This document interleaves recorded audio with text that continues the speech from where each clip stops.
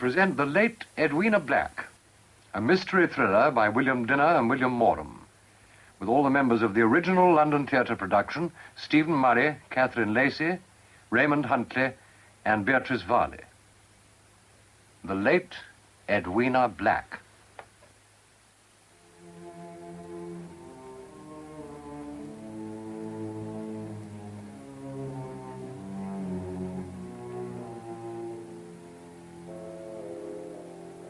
One winter evening in 1895.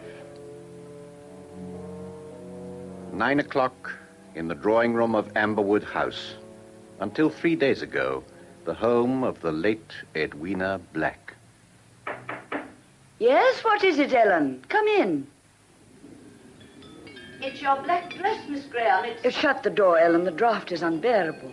I'm sorry, Miss Graham. I forgot. You don't like the wind bell tinkling, do you, miss? We should take it down. Oh, no, miss. You mustn't do that. It was hers. The mistress loved that wind bell. She often said it was like her laughter when she was young. And so Did you say my black dress had arrived? Yes, miss. I unpacked it to save it creasing. Bring it over here by the fire, will you, please? Would you mind holding it a little higher? Now, that's it. You know, after the funeral, after the mourning period, it can be relieved very nicely by white or scarlet. It's a new sort of silk, isn't it, miss? I don't remember the mistress ever having any like that. It's a special mourning material, the dressmaker tells me. Made in London somewhere. Spitalfields, I think. I expect the mistress would have approved. That's a very expensive dress for a lady's companion, isn't it? I don't think so, Ellen. You'll be looking for a new post now, won't you? It would never do for you to stay here unchaperoned now the mistress has gone, would it? Leave my dress on the back of the sofa, will you? Yes, miss. By the way, miss, do you know if the master is giving up the house? I don't know, Ellen. Why do you ask me? I thought perhaps he might have discussed it with you. You see, I wouldn't like to think of someone else living here. I doubt whether many people would want to. It's so lonely. It's so far from the village. Oh, it's so unfriendly. Call at this time of night? I don't think Mr. Black will want to see anybody, so try and get rid of them as quickly as you can, Ellen. I'll go upstairs. Yes, miss. Good evening, ma'am. Chilly this evening. I didn't quite catch your name, sir. Martin, ma'am. Henry Martin. Did you say Mr. Black was at home? No, sir, he's not. He's out for his constitutional. But I don't think the master will see you. I'm sure he won't. This is a house of mourning. I'm sorry, ma'am, but I have to see him. Miss Graham is in. Would you like to see her? Miss Graham? She was the mistress's companion, sir. Oh, yes. No, I have to see Mr. Black himself, ma'am. Couldn't you come back after the funeral tomorrow? I'm afraid my business won't wait till then. Are you from the Amberwood Weekly Press? Heaven forbid, ma'am. Then from the lawyer's office, maybe. I am not, ma'am. Then what is it you want? I've come on a matter regarding the funeral, ma'am. Oh, from the undertakers. Why didn't you say? They told the master they were sending someone about the bearers. You'd better come in out of the cold and wait. Thank you, ma'am. That way, sir, in the drawing room. Thank you. You can sit down. Thank you, ma'am. I must say your firm supplies a nice coffee. Neat without being vulgar, as my missus would have said. And I like the shiny handles, quite genteel. She deserved the best, she always did. Oh, I'm sure she did, ma'am. A sad loss. Oh, it doesn't seem possible that I shall never see her again. Death can be very tragic for those who are left, for those who loved her. Are you staying in service here, ma'am? Why shouldn't I? It was Miss Edwina's house. Miss Edwina? I was with her ever since she was 21. I was a personal maid, a present from her father in the first place. No servant ever had a better mistress. Oh, I'm glad to hear that, ma'am. And now she's lying up there, upstairs, just waiting to be buried. Oh, I mustn't keep talking about her. I mustn't. It brings her back to me so. Keep busy, ma'am. That always helps. Well, I've certainly got plenty to do. Jellies and cakes and hams for the funeral tea. You've no idea how grief makes people eat. How's the master taking it? Quite well, thank you. I no doubt his schoolmastering keeps him from brooding. Boys can be little devils. I know, I've got a couple. He's too easy with those hooligans. They just take advantage of him. You can't be too soft with boys. I agree, ma'am. I ought to have charged them for a week. Well, I mustn't waste time like this. I suppose you'd like a glass of beer while you're waiting. Miss Edwina always liked me to do that, even for anybody who was nobody, as you might say. Oh, I'm not much of a one for beer, ma'am, but I wouldn't say no to a nice cup of tea. Tea at this hour of night? I'm very partial to a cup of tea. I could drink one almost any hour of the day. Maybe you can, but I never make tea in this house after 4:15, and I hope I never shall. It's beer or nothing. Then, nothing, thank you, ma'am. If you'll excuse me, I'll just go outside and tell my cabby not to wait. Well, you'll have to walk to the village if you do that. Miss Edwina got rid of our pony and trap after she took to her bed. Well, it's only about a mile to the village, isn't it, ma'am? You know your own business best. I can walk. I'll be back very shortly. Ellen, who was it, Ellen? Oh, just someone to see the master about the funeral. Oh, good evening, sir. Good evening, Erin. Who was our caller? I've just seen the cab in the drive, so I came in by the back door. It's a Mr. Martin, sir. He'll be back in a moment or two. No, I can't see anyone now. Tell him to come back after the funeral. He's come about the funeral, sir. The bearers, I think. Oh. Very well, I have to see him, I suppose. Oh, by the way, Ellen, you haven't hung any crepe on the back door. You know what the squire's wife will think when she rides down the lane. Oh, I'll go and do it straight away, sir. Lisa, your dress has arrived. Yes, First one I've given you. and it's black. Oh, I hate black. I long for color and masses of it. Rich, exciting color. I seem to have worn dull, drab things all my life. And now the first dress you give me is black. Oh, Gregory, I don't want to go to her funeral. I can't bear the idea. It'll be over in half an hour. An hour at the most. Yes, but she's so many friends. They'll all be there. And what will they be thinking, saying about us? Don't even worry either of us. Not now. We're not staying in this house much longer. There's only the funeral, and then we'll be free, Lisa. Oh. Completely free.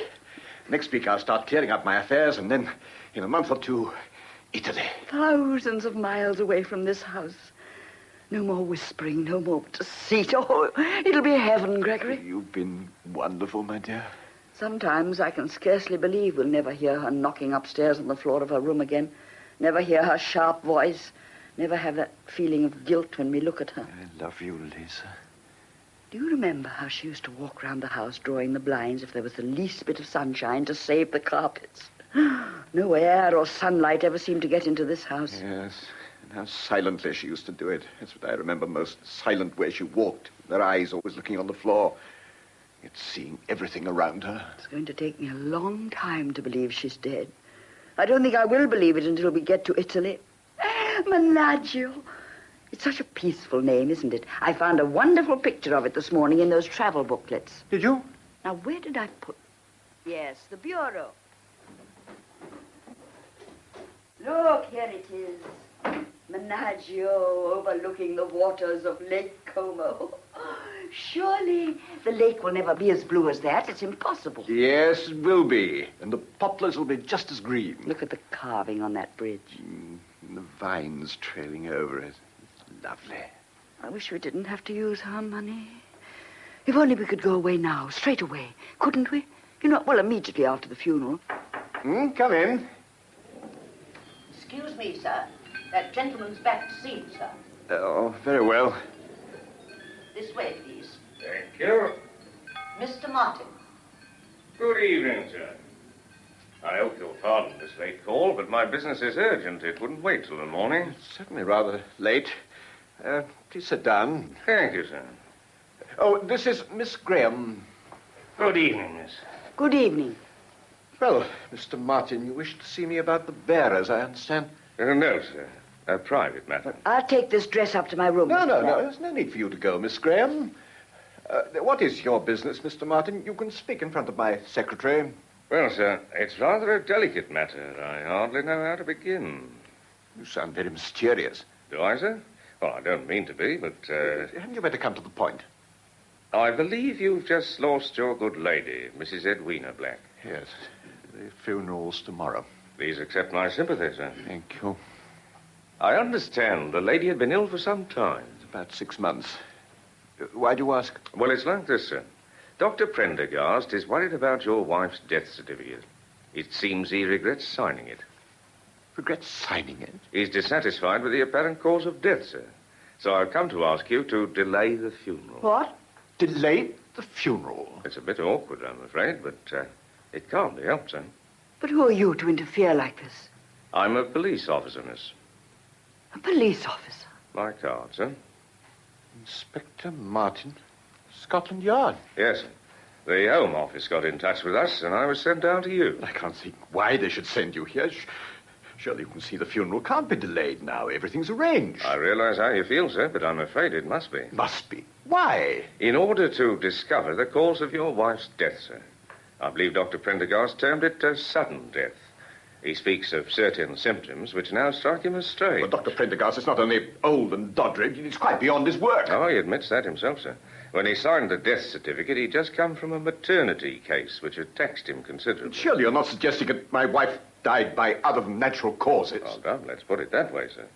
Let's say the suggestion will always be there unless the matter's cleared up. But if you stop the funeral, the whole village will gossip. It isn't fair to the late Mrs. Black or to Mr. Black. I'm only obeying instructions, miss. Forgive me, sir, but I'd like you to understand my position clearly. Yes, yeah, I do, but I'm surprised at Scotland Yard wasting time and money sending you here. Believe me, sir, it's the last kind of job I'd choose if I had my way. The doctor's notions will have to be indulged for everybody's sake. As a sensible man, sir, you'll realize there's no other course left. And after all, a pathologist's report will ease everybody's mind. A pathologist's report? That sounds rather horrible, doesn't it? Depends how you look at it, miss. Well, I shall speak to Prendergast. I shall write him a note at once. I suppose if he admits that he's satisfied with the cause of death, that will satisfy you, Inspector? I'm afraid not, sir. It's out of my hands now. You mean there's nothing I can do? Well, post-mortem must be carried out. I realize how you feel, sir, but you must remember that I'm only doing my duty. A question has been raised concerning Mrs. Black's death, and the law must know the answer. Even though the question is asked by a senile old man like Prendergast? Yes, sir. You know, as Mrs. Black's husband, I have certain rights in this matter. There are no rights involved, sir. It's simply a question of our satisfying ourselves that the cause of death is correctly stated. Well, I'm sorry I can't take it as calmly as you do, Inspector. I object most strongly. I won't allow a post-mortem. Don't you think you owe this post-mortem to your wife, sir, in the circumstances? To her memory? I should have stopped Prendergast attending my wife. The man's an ass. But it's an awful situation. What excuse can I give to the vicar, the undertaker? Oh, don't you bother about that, sir. You leave it all to me. I'll make arrangements to have everything done discreetly, sir. I think we can keep the matter quiet. The funeral can take place as soon as possible after the post-mortem, say the day after tomorrow. But what about all the people who are going to attend the funeral? Half the village will be there. It might give rise to the most awful rumors.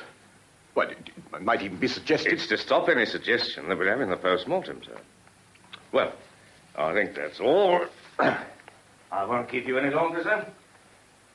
What's this? Touring booklets? You're planning to go abroad, sir? Yes, for a holiday. Italy, as you see. A touring agency, eh? I once had a trip with these people myself. My good lady came into a little money from her father, so we went to Paris. But you're going much further afield. No, I don't know, Inspector. I should probably do a great deal of traveling now. Bit of a stay at home myself, sir. Nothing I like better than to potter about my bit of garden at Streatham. Well, I'll be off. I expect I'll have the report through by Thursday. You'll keep me informed, I suppose. I'll come down at once, sir. Good night, sir. Good night, Inspector. My apology if I've taken the matter rather badly. But you haven't, sir. You've taken it very well indeed. Very well indeed. Good night, miss. Good night. No, don't bother, sir. I can see myself now. That stupid fool of a doctor. I knew it. I knew it. I knew it. You what? I knew Edwina would stop us. How can she stop us, Lisa? Now, do be reasonable. There's nothing to be frightened of. Why are you frightened? I don't know. That's the awful thing about it. I don't know. Oh, well, you're frightened, too. Nonsense. Why should I be frightened? She died a natural death. Yes, but she stopped us from going away. She might almost be sitting there laughing at us, telling us we can't escape her. For heaven's sake, control yourself, Lisa. There's nothing to be frightened of. The whole thing will be cleared up in a few days.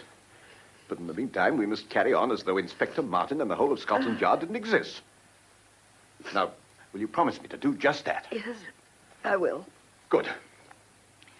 Now, let's get back to business. This letter from the bank, they wanted Wiener's passbook. Could you get it for me, dear? Oh, yes, it's upstairs. I'll bring it down. Lisa. Lisa, why are you gazing up the stairs like that? The passbook. It's in her room. I hate going there now. You're letting your imagination run away with you. I can't go up there. I can't. She's dead, Lisa. Can't you get that into your head? She's dead. Is she?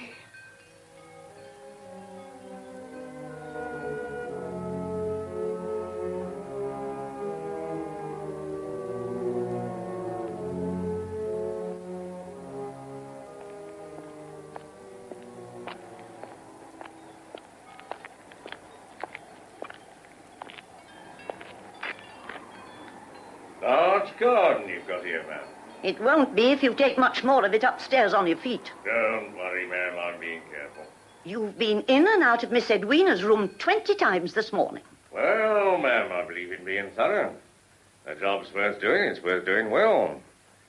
By the way, what's that Mr. Black I heard just now? No, it wasn't. I wonder where he is this morning. I've already told you I don't know.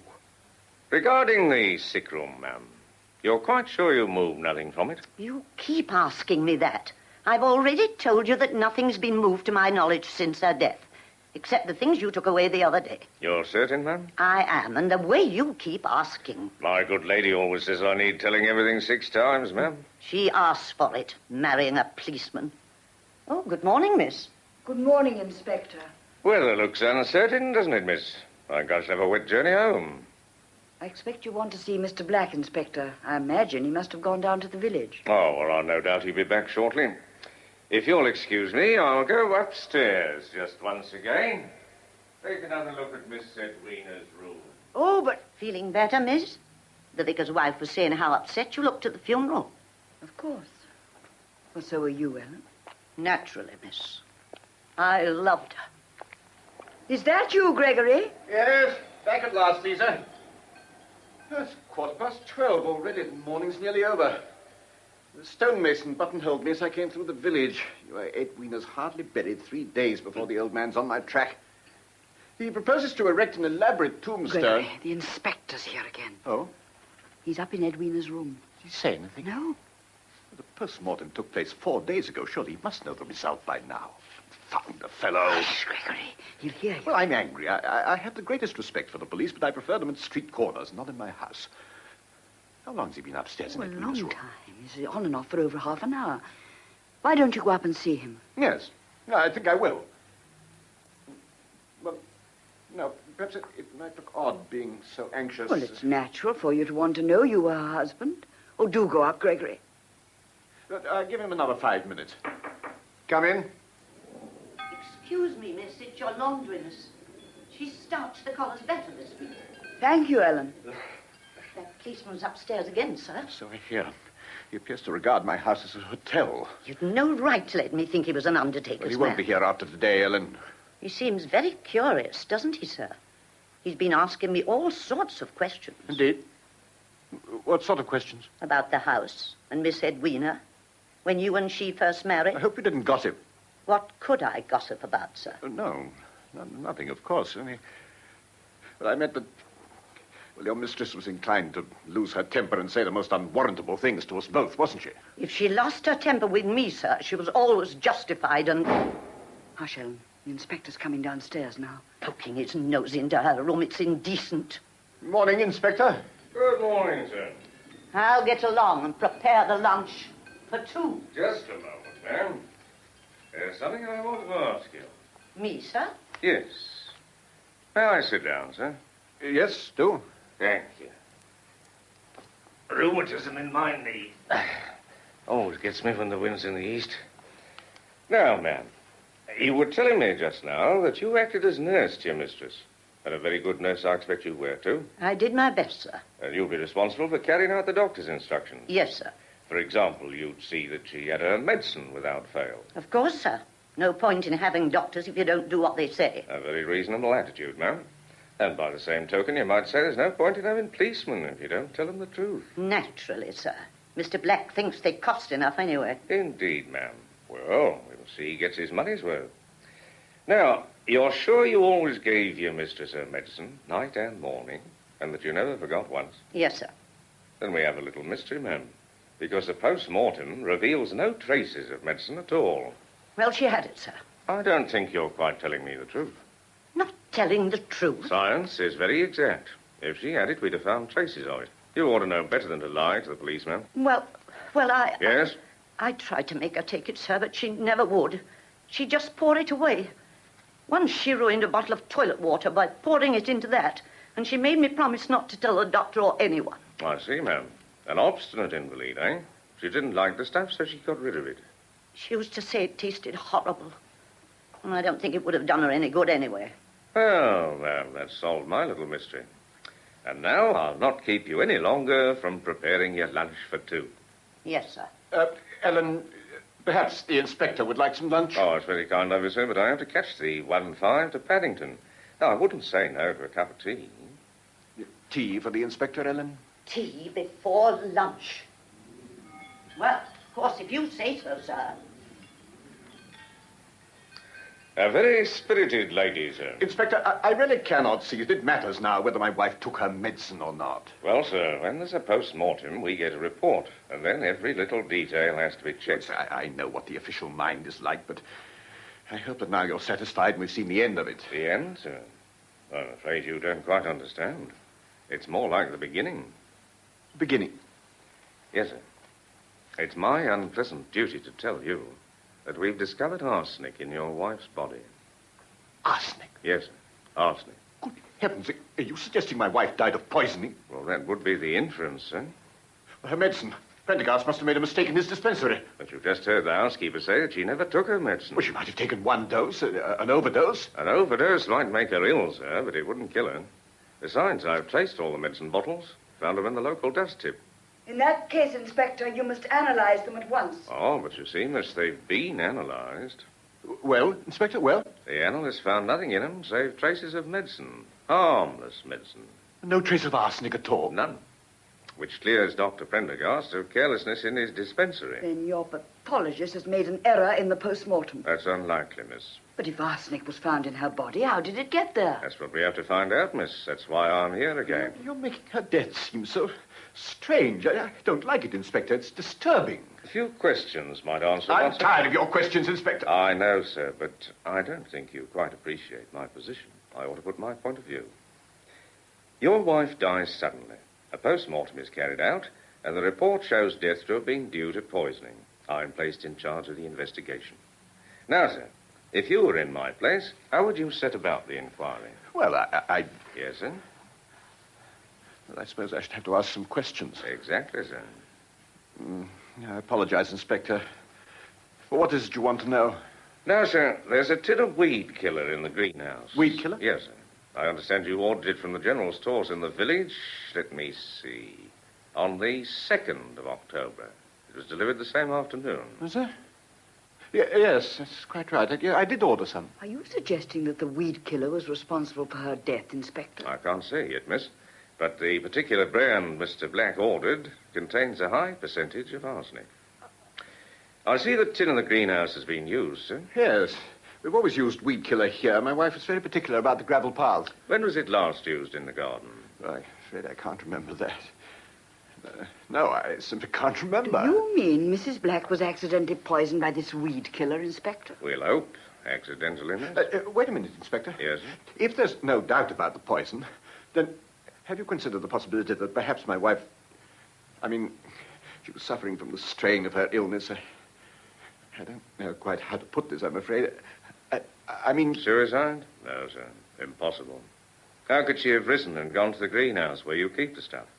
The tin was only delivered after she was forced to take to her bed. The doctor's words bear me out there. He says she couldn't stand on her feet. Oh, no, she was far too ill. We know that. And no one in their senses would have taken the stuff up to her, would they? No, of course not.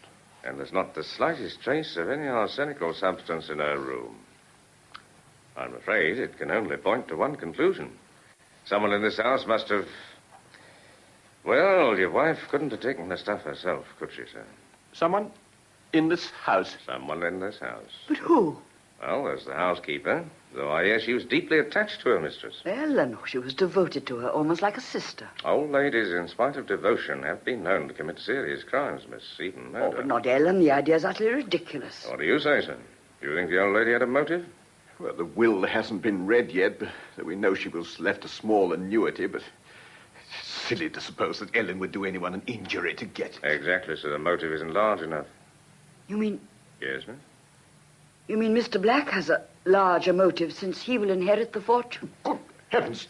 Do you mean that, Inspector? I don't mean anything yet, sir. But you said... Please, put yourself in my place And haven't again. you forgotten another possibility? Have I, miss? Now, what would that be? Well, Mrs. Bloom, who helped nurse Mrs. Black for several weeks. I hadn't forgotten her, miss. Do you think she had a motive for poisoning Mrs. Black? Mr. Black dismissed her for thieving, and I heard her say something about paying him out for it. That's true, isn't it, Mr. Black? I did hear her say that. Yes, it's quite true, Inspector. I caught the woman stealing some of my books. I had to dismiss her. But you doubt if she'd poisoned your wife in revenge, sir. Yes, quite frankly, I do. Oh, she might have done it to get you into trouble. Some women would do anything. Do you sincerely believe that, miss? No, of course I don't. It's quite ridiculous. But if she didn't do it, then Mrs. Black must have died by accident. Or your man at Scotland Yard has made a mistake in the laboratory. We may make mistakes at Scotland Yard, miss, but not in the laboratory. But you're seriously suggesting it? I would deliberately... Well, good heavens, Inspector, this is too unreasonable for words. Unreasonable, sir? But you really believe I poisoned my wife? I have no belief, sir. I'm here simply putting my point of view. Well, your point of view may be quite natural, Inspector, but you're wasting your time if you try to connect my wife's death with me. If she did die of poison... Yes, if she did die of poison. She died of poisoning, sir. However, let's go back a few weeks before Mrs. Black's death. I'd like to know something of her habits, her daily routine. Did you see your wife that morning, sir? Morning of her death? Yes, naturally. How was she? Well, pale, restless, the same as she'd been for several weeks. Did she complain of anything? No more than usual. I mean, she spoke naturally enough of the monotony of lying in bed on a sunny day. Now, miss, as the lady's companion, will you tell me something of her daily routine? Well, it's very simple. I mean, that is when she took to her bed 4 or 5 months ago. Every morning at 8 o'clock, I would have to brush her hair.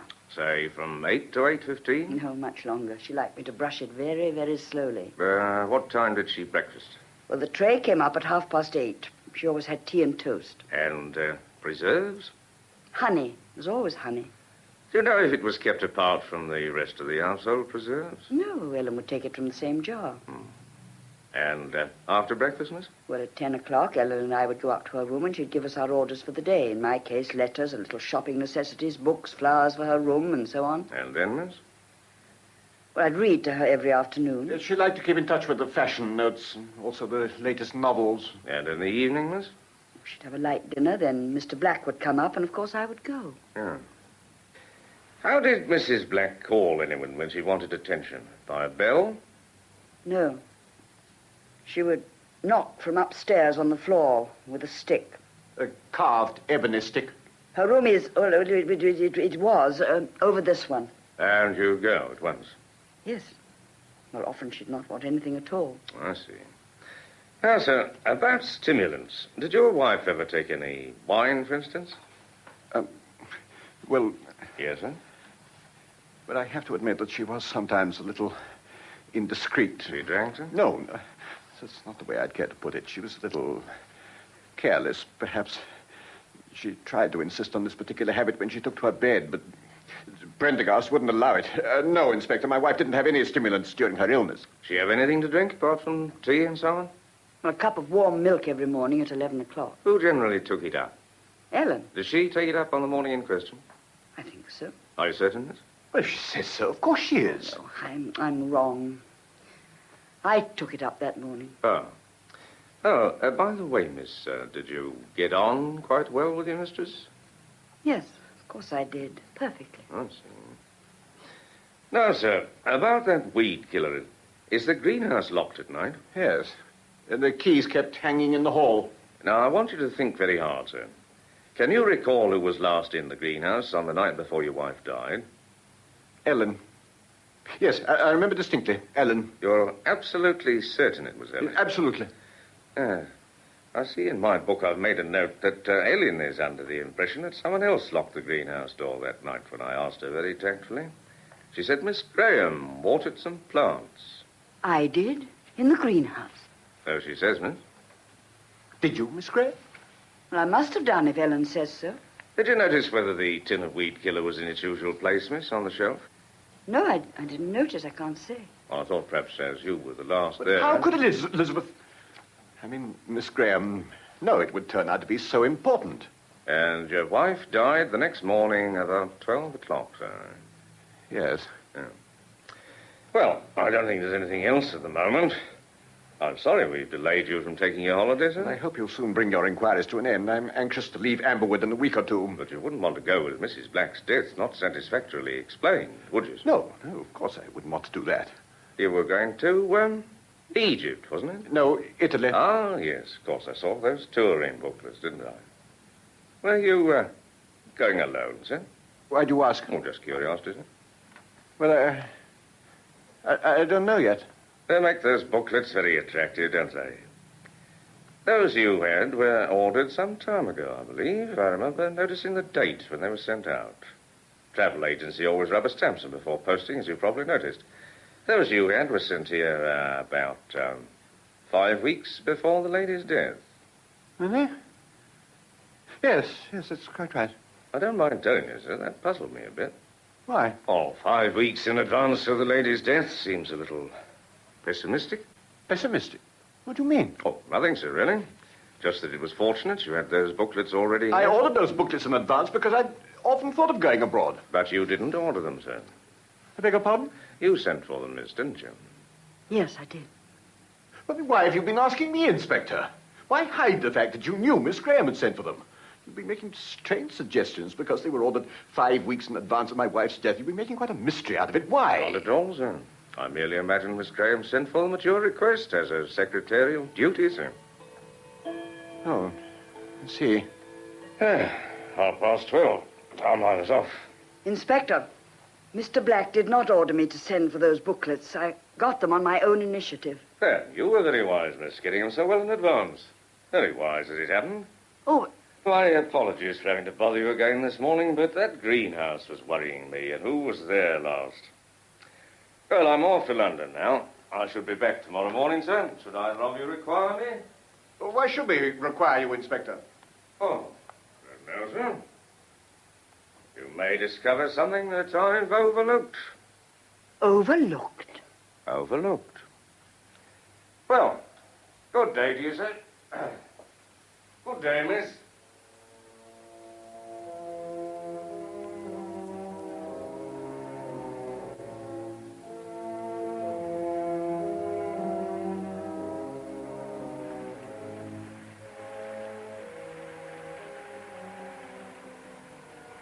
Thank heaven this is the last batch of exercise books I shall ever correct. Now that I'm free of the school, I can't think what possessed me to enter the teaching profession. Lisa, push the lamp a little nearer, will you? You need so much light for your sewing. Oh, I hate this room. So many drafts, so many shadows. That's better. Ellen back yet? I want to ask her for those housekeeping accounts. No, she's probably staying at the vicarage until after the rain stops. No doubt discussing Edwina's qualities with the vicar's housemaid. Overlooked. What did you say, my dear? I wonder what Inspector Martin meant when he said that before he left this morning. I don't know, my dear. Something we'd overlooked. No, he questioned Ellen again about Edwina's food. We mustn't keep discussing it, Elizabeth. We can't dismiss it like a boy dismissed from class. It's here in the house with us, not letting us rest. Like this rain, it goes on and on. You really must try not to think about it, my dear. It's 3 days since they buried her. Only 3 days. 72 hours, thousands of minutes. I've never been aware of minutes before. Gregory, what could we have overlooked? You will keep talking about it, Lisa. Are you as calm as you pretend? Of course.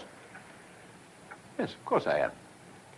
I keep starting a little task like this piece of sewing, and suddenly I find myself staring at it, and 5 minutes have gone by, and I haven't made a stitch, Gregory. In this rain, all the flowers on her grave will be ruined. Lisa, you must control your thoughts. Discipline I yourself. can't. I keep seeing the inspector's face, the way he looked at me when he was talking of those wretched booklets. He must have guessed I was going to Italy with you. Well, if he already believes we're lovers, and his knowledge about our trip to Italy can't make much difference, can it? No, I suppose it can't. Oh, dear, my thoughts go round and round in a circle. It's all so confusing. And how I've always hated confusion. Elizabeth, come sit here beside me. That's better. Now, try to keep your mind on Italy, on Menaggio.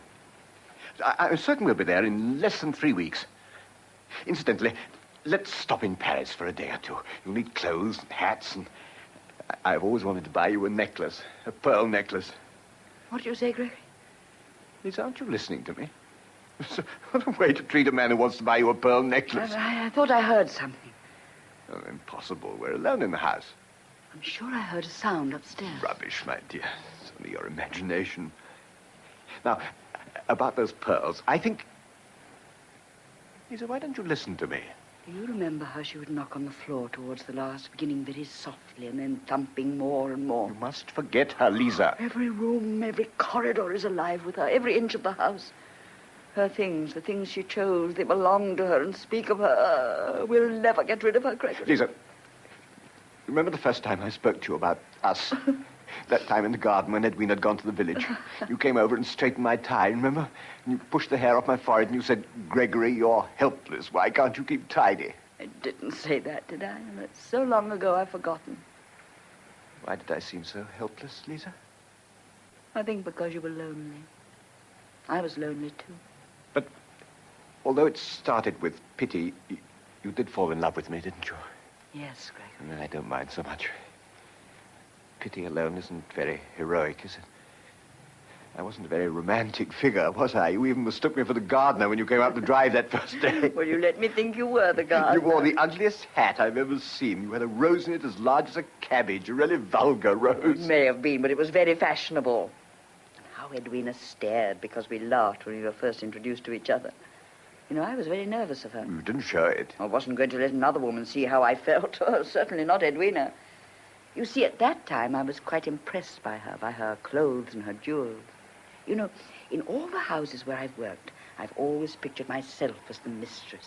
I would tell myself how money, luxury, travel must give one a feeling of such confidence. Money can do other things, too. In the hands of someone else, it can be a weapon, a reason for telling you 50 times a day that you're fortunate to have servants, a comfortable home, when your salary as a schoolmaster is only £125 a year. Didn't you see what she was like when you first met her? Lonely men are often blind, Lisa. Oh, I suppose she told you her money didn't matter, that it was a gift given with a full heart. Oh, she was so easy to read, wasn't she? She's gone now. She can't hurt us anymore. We said we were going to be happy. We are. You do believe that, don't you? Oh, it's hard to think of happiness for all... No use worrying, my dear. Something will soon turn up to prove the whole thing a mistake. Of course it will. We're together, aren't we? We have each other, haven't we? Yes, we have each other. She's the only safe thing left. Gregory, that was the door of Edwina's room. No, it couldn't be. It was, I'm sure of it. You talk nonsense. Oh, she's clinging to the house she loved. Well, that door's locked. I locked it myself. No, Ellen's left the box room door open. You know how careless she is. Well, how could it have been Edwina's door? She's dead and buried. No, it couldn't have been her door, could it? My dear, you're trembling. My nerves, they've been dreadful since Inspector Martin came Silly here. to let him upset you so much. I can't help it, Gregory. You've got no reason to be nervous of him. He's just an ordinary man carrying out his duty. Why should it upset you? You've got nothing to conceal. Silly of me. I know it's silly. It isn't as if you have anything to conceal. He's just an ordinary man, a homely, ordinary man, just a man who likes pottering about in a garden. I expect he has a wife who's ordinary, too. Why are you so nervous of him? I think it's because he's ordinary that he frightens me. You know, when I was little, I had a doll. It was an ordinary doll with a smiling face. One day, the gardener's boy was clipping a hedge. He cut his finger, and some blood dropped on my doll's face. I screamed. She'd suddenly changed, suddenly become frightening. Just as the ordinary things in this house are changing, just as the inspector... I must stop this. Oh, Oh, what made me think of that doll? Can't imagine why the inspector should frighten you so much. He's ordinary, yet there's something behind his eyes. Perhaps it's power I see there. Power of what he represents. For the first time in my life, I can feel the whole weight of the law behind that ordinary man. Surely the inspector can't believe we had anything to do with Edwina's death. Surely he can't. We said we wouldn't talk about it anymore. No. I must get on with my corrections. Shall I help you? Give me some of the exercise books. There you are. It's composition. I gave them the French Revolution as a subject. Well, I know a little about it. The French found the guillotine very useful for cutting with. Master Smith understates a little, doesn't he? Louis XVI and Marie Antoinette, spelt wrongly, and the Constitution, spelt wrongly. Do you want me to correct the spelling as well as the English? Do you want me to correct... Gregory, why are you looking at me like that? What do you mean? You must control your imagination, Elizabeth. Yes, I know I must. I'm giving way far too much. No, we've done nothing wrong. They've just made a mistake, a dreadful mistake. That pathologist made an error. Yes, of course, of course. Oh, who'd want to poison her? Mrs. Bloom, Ellen, why should they? And who else is there? Nobody. But us. We know we didn't do it, so that it is. Oh, if only they can find out so that that we can leave this house. Listen to the rain. Will it never stop? Nobody but us. Was the execution of Marie Antoinette 1793 or 83? 93. I thought so. Lisa, Yes? what made you send for those travel booklets? I don't know. I just happened to. I've often sent for such things. You know, I've always wanted to travel so much. Yeah. Why do you mention them? Well, it's just an idle remark. Gregory, what are you thinking? Why did you send for them so early? Early? Did I know Edwina was going to die in 5 weeks? Gregory, what is in your mind? No, nothing. Why do you say that? Because you spoke to me as if you were the inspector. Oh, don't be so silly, You Elizabeth. even looked at me as you Nonsense. did, as if I were lying. Lisa. Yes, lying. Now, why did I say that? Why did you make me say that? I only meant it must have seemed odd to the inspector you're sending for them weeks before her death. I think you mean you found it odd, Gregory. You're twisting my words. No, you had the thought that I... Oh, good heavens, surely it's not possible, no. You're twisting my words, Elizabeth. Why shouldn't you send for them early? It's perfectly natural. You've always been interested in travel, and your nervousness is only caused by this house. By the way, she still seems to haunt us, isn't it? Well, why don't you answer me? You're not nervous for any other reason, are you? I can't believe there's anything in what the inspector suggests. Couldn't have been premeditation that made you send...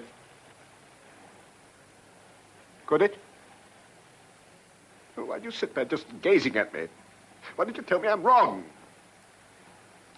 Lisa, she was in her way, wasn't she? I don't like saying that, but she was, wasn't she? And you saw how much I needed you. And because you loved me... Lisa, did you? Don't answer me. If you did, I'll understand. I love you, Lisa. I love you. I must know. You believe I killed your wife. You believe I poisoned her. How dare you doubt me like this? Do you realize what you're saying? Do you think I would be capable of murder? No, don't use that word, Lisa. Please don't use that word. What you're accusing me of, murder. Yes.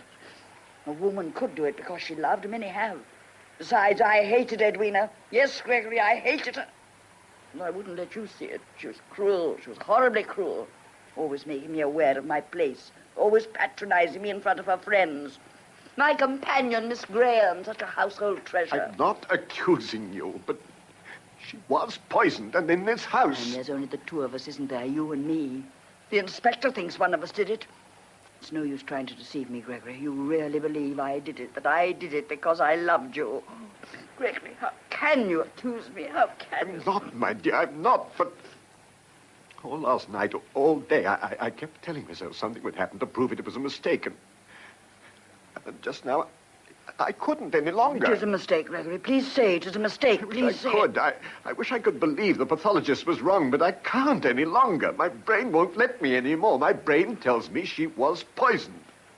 And if she was, who did it? I swear to you, I didn't do it. Very well. Now, let's forget all about it. It's 9 o'clock, and we haven't had anything to eat. We can't go on accusing each other like this. But I haven't accused you, Gregory. Ellen left everything ready on a tray before she went out. So we might as well dine in here where there's a fire. I'll clear away my books and things. It's not raining so hard now. Hold the door open for me, please. Let me take the tray while you put on the cloth. Thank you. Lisa, can't you forget what I said? It wasn't my fault. It was this house. It's affecting us somehow, making us say things we don't mean. It's alive with malice. She's alive, Gregory. Only in our minds, Lisa. I feel at any moment she may quietly walk down those stairs again, smiling as she used She's to. only in your mind, Lisa. Why should we think of her?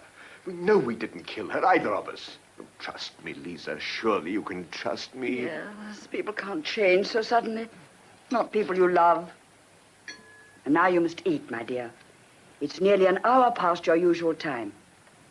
Well, sit down at the table. I'm not hungry. It's picnic fashion, I'm afraid. I told Ellen not to bother. See, cold chicken, salad, a trifle I made for you myself. Shouldn't have bothered. Cheese and biscuits would have done. But you like trifle. Gregory, I wonder what would have happened if we told Edwina. Told her what? About us. You never wanted to do that, did you? Well, you know what would have happened. There'd have been the most dreadful scenes. I should have had to leave the school. Yes, you had no money, and Edwina was ill, I know. Compromise. It's always compromise. It's not fair of you, Lisa. Why did you never change her doctor? Well, you know she'd never have anyone but Prendergast. Her faith in him was pathetic. But you should have insisted. Well, surely it was kinder to let her have him if she wished. There was no hope of saving her. It was only a question of time. Yes, perhaps a year, 2 years. That's a very long time. Did you know she was leaving you her money? Yes, but don't go on like this, my dear. You're worrying again. Yes. Lisa, we said we'd trust each other. I'll make some coffee. No, I don't want any tonight. But it's already on the stove. It won't take a moment. Oh, very well. No, it isn't mocha. Which isn't that awful stuff from the village store. You know, I can't drink that. But I'm afraid we're out of mocha. What does Ellen do with it? Ellen? You should say Mrs. Bloom. She hasn't stolen from the kitchen, too, has she? I should have prosecuted that woman. I was far too lenient. You should have done it months ago. Well, I would have done if I'd known she was stealing from the sick room. Sick room? I told you. I saw her take a brooch from Edwina's jewel box and put it into the pocket of her cloak on the very morning Edwina died. No, you didn't tell me. Well, I thought I had. So much happened that day, I must have forgotten.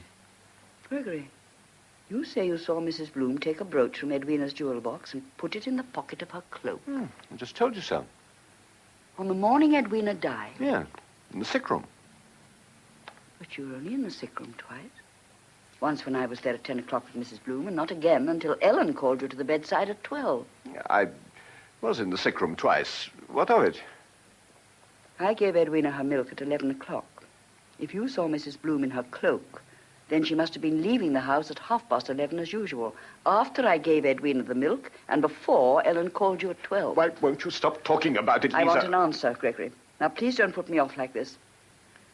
What is your reason for not telling me you were in the sick room after I gave her the cup of milk? Well, the explanation is quite simple. Edwina was dead when I went up to the sick room. Dead? At 11:30? Yes. Don't you believe me? No. Lisa, listen to me. Why don't you help me instead of disbelieving everything I say? We're lost if we go on like this. Why don't you help me? Gregory, if you killed her, then you've destroyed every hope we have. Every hope. How could we live together, love each other with death between us? But I'm innocent, Lisa. You've got to believe me. Gregory, you swear you're innocent. Yes, Lisa. I swear to you I didn't kill her. I swear it on the Bible. Look, here's Edwina's Bible. Lisa, I swear I did not kill my wife. Oh, Gregory, please forgive me. You shouldn't have doubted me. How could you imagine I could kill anyone? I'm just a simple man, my dear. Murderers aren't like me. You know they can't be. Lisa, what's the matter? I know I can hear something this time. No, it can't be. You can hear it, too.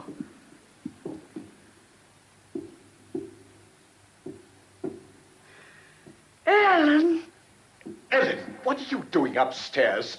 What are you doing with that stick? The stick, sir? I just went up to fetch it. Didn't you promise it to the vicar's wife as a keepsake from Miss Edwina? I forgot it, sir, when I went down to the village earlier. When did you come back? I didn't know you were back. I got home just before the rain started. So I went to her room at once, in case I forgot the stick again. I've been sitting there remembering her. It was so very quiet. We never set her clock again. That's why, I suppose. You shouldn't have come down like that, Ellen. You startled us. Did I, sir? I know I shouldn't have sat there so long, but it was so quiet, what with the clock still standing at 12, just as I stopped it the morning she lay dying. You stopped the clock, you say? In case it chimed the hour. I wanted her to have peace while she... Do you remember, sir, how still and peaceful it was in the room when I did that? And how my Miss Edwina just looked at us... That's enough, Ellen. I'm sorry, sir. I'll just put this stick in the hall stand. The vicar's wife is sending a girl for it tomorrow. Shall I make you some coffee or cocoa, sir? No, thanks. Very good, sir. Good night. Damned old fool. No, I can't work. Look, come and sit by me, Lisa, and let's talk about our tour to Italy. No. What is it? What is it? You said Edwina was dead when you went up at 11:30, but she wasn't. Ellen's just said she stopped the clock at 12 when Edwina lay dying, not dead. Edwina was alive when you went into her room at 11:30. What were you doing in that missing half hour? Lisa, if you loved me, you couldn't talk like that. I never harmed her, Lisa. I'd never kill a human being. How could I? Gregory, will you tell the inspector about your visit to the sick room? You really want me to do that? An innocent man would do it. I see. You want me to shoulder the blame for her death because you're afraid of the police. Yes. Yes, you want me to be guilty. You should have been more honest with me. You should have confessed it when I asked you. You poisoned her. What? You poisoned her because you've always wanted luxury. You've always wanted to be the mistress of a large establishment. You killed my wife for it, and now you want me to take the blame. What do you say? You'll do anything to get what you want. I believe you'd even poison me. Poison you? Yes. Why not with this food? It'd be easier for you, wouldn't it? Because everything has gone wrong. It'd be easier for you if I were to die tonight. Easier for me? Yes. You could say I'd committed suicide because I'd murdered my wife and was afraid now that the police were making inquiries. You'd be safe if they thought that, wouldn't you? What are you saying? I'm not trying to poison you. But no doubt you want me to swear that on the Bible, too. Yes, look. Shall I swear on the Bible, too? Lisa, Gregory. This isn't a Bible at all. It's not a Bible. It's a Latin primer. But I thought it was a Bible. Both the covers are black. I thought... You knew it wasn't. You swore to me on that you didn't kill her. Were you afraid to swear on a Bible because you knew you were going to tell a lie? No, Lisa. You did kill her. You've told me lie after lie. You must believe me. Lie after lie. I won't have you say that. You hear? Don't shout at me. I'm not one of your schoolboys. You're trying to dominate me as she did. How dare you say that? To think that you could smile at me and let me kiss you while you were planning what you were going to do. You could be in my arms and think of murder. Oh, there are worse crimes than murder. You've shown me that. I've been poisoned, too. Poisoned by your lies, your talk of Italy, your love-making that meant nothing at all. You said I was the only woman in the world for you. Together we'd have a glorious future. Lies, lies, lies. You talk of love to me, Elizabeth. What was it for you but an escape from poverty? I should have known that a man who was capable of living on his wife's money was capable of anything. I did not live on my wife's money. You were content to let her keep you, weren't you? It's not the truth. I had my own salary. £125 a year. Did it pay for your servants, your luxurious surroundings, your expensive clothes? How dare you throw that in my face just as she did? It's all true, that's why. She only had to raise a little finger. You came running like a little pet dog. You've never looked at yourself honestly all your life. You've only seen what you wanted to see. Well, you daren't, because then you'd have known you were only a sentimental, weak coward, a silly little schoolmaster who couldn't even control his own boys. You could say that to me. after making love to me. You made love to me. Indeed. And I succeeded very easily, didn't I? Lisa. Gregory. I didn't mean to strike you like that, but... Very well. Now I will tell you why I lied and said Edwina was dead when I went up to the sick room. I'll tell you the truth. The truth from you. This is the truth. Look at me. I said, look at me.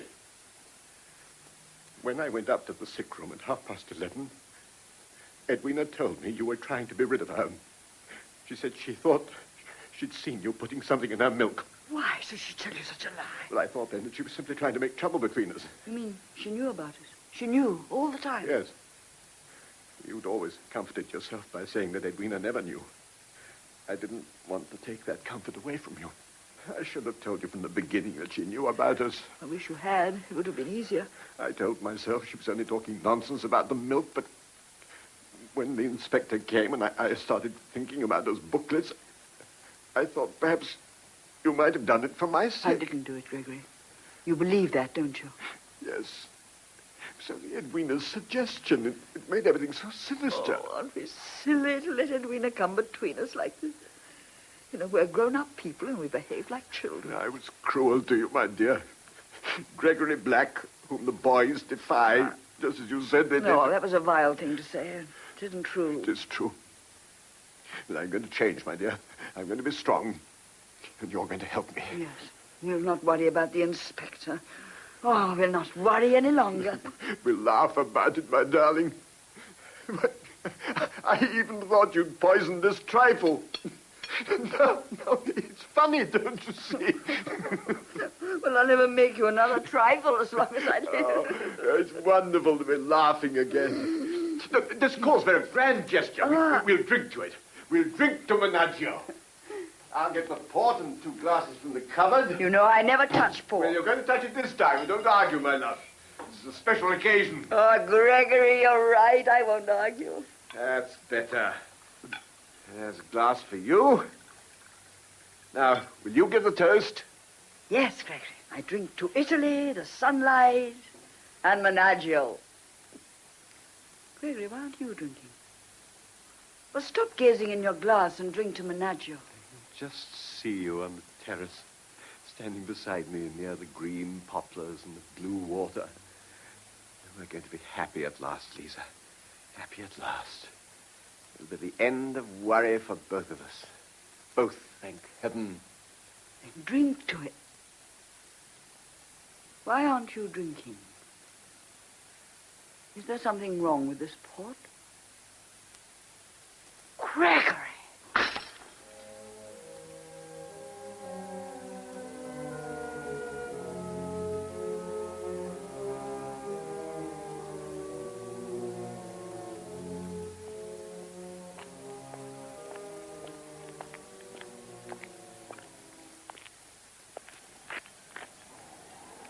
Oh, I didn't know you were out this early in the garden, sir. I've been down to the village, Ellen, to fetch Prendergast, so I came back across the fields. How is she now? She fell asleep about 8:30, sir, after she got over another turn of sickness. I'll close the window if you don't mind, sir. These early mornings are far too cold for me. Prendergast was out on a case. His wife said she'd send him up directly he got home. Have you done everything you can for her? As much as I can, sir. I'm not a doctor, sir. But do you think she really needs a doctor? I'm not likely to know what's wrong with her, sir. She's as white as a sheet. But then who isn't after sickness? She didn't say much to me, too ill to speak, I suppose, sir. But her eyes... She kept staring into space like anyone seeing a ghost, as if she was scared. Is there anything I can do? Oh, nothing at all, sir. She'll be all right for a few minutes, even if she wakes. Ellen, Yes, sir? what did you do with the other glass of port that was left on the table when we took Miss Graham upstairs last night? I threw it away down the sink. You shouldn't have done that. I wanted it. Miss Graham kept saying something about the port being bad. Some nonsense about poison. As if port could turn poisonous even if it was bad. It seems a little unlikely, doesn't it? That's what I said. Well, if that'll be all, sir. Yes, that's all. Thank you, Ellen. Very good, sir. I'll go and make the beef tea.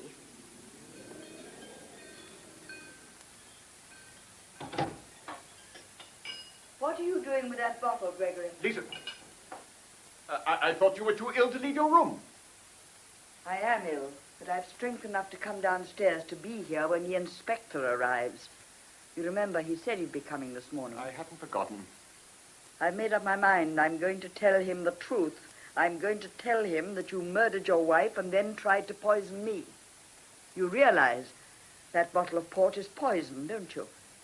Yes, Then put it on the table. The inspector will want it. I was going to. All these months, I never knew you.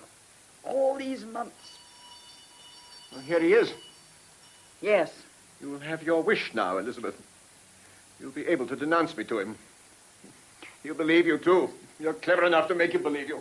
Where are you going? Upstairs. Oh, no, you're not. For once in your life, you shan't run away. I'm not running away. You run away all your life. This time you can't do it. This is something you've got to face. Come in. Excuse me, sir. Oh, you're up, miss. Yes, Ellen, I'm up. It's Mr. Martin, sir. Thank you, ma'am. Good morning, sir. Good morning, miss. I hear you've been ill. I'm sorry. Yes, I am ill, Inspector, but not as dangerously as I might have been. Oh, I'm pleased to hear it, miss. May I sit down, sir? I've been all round the village since before 8 o'clock this morning. Hasn't done my rheumatism any good. Far too much exercise. Inspector, Mr. Black has something to tell you. Have you, sir? Well, there's just one question I want to ask Miss Graham, first of all, then we'll hear what it is. Now, miss, how often do you go to the chemist in the village? Very seldom.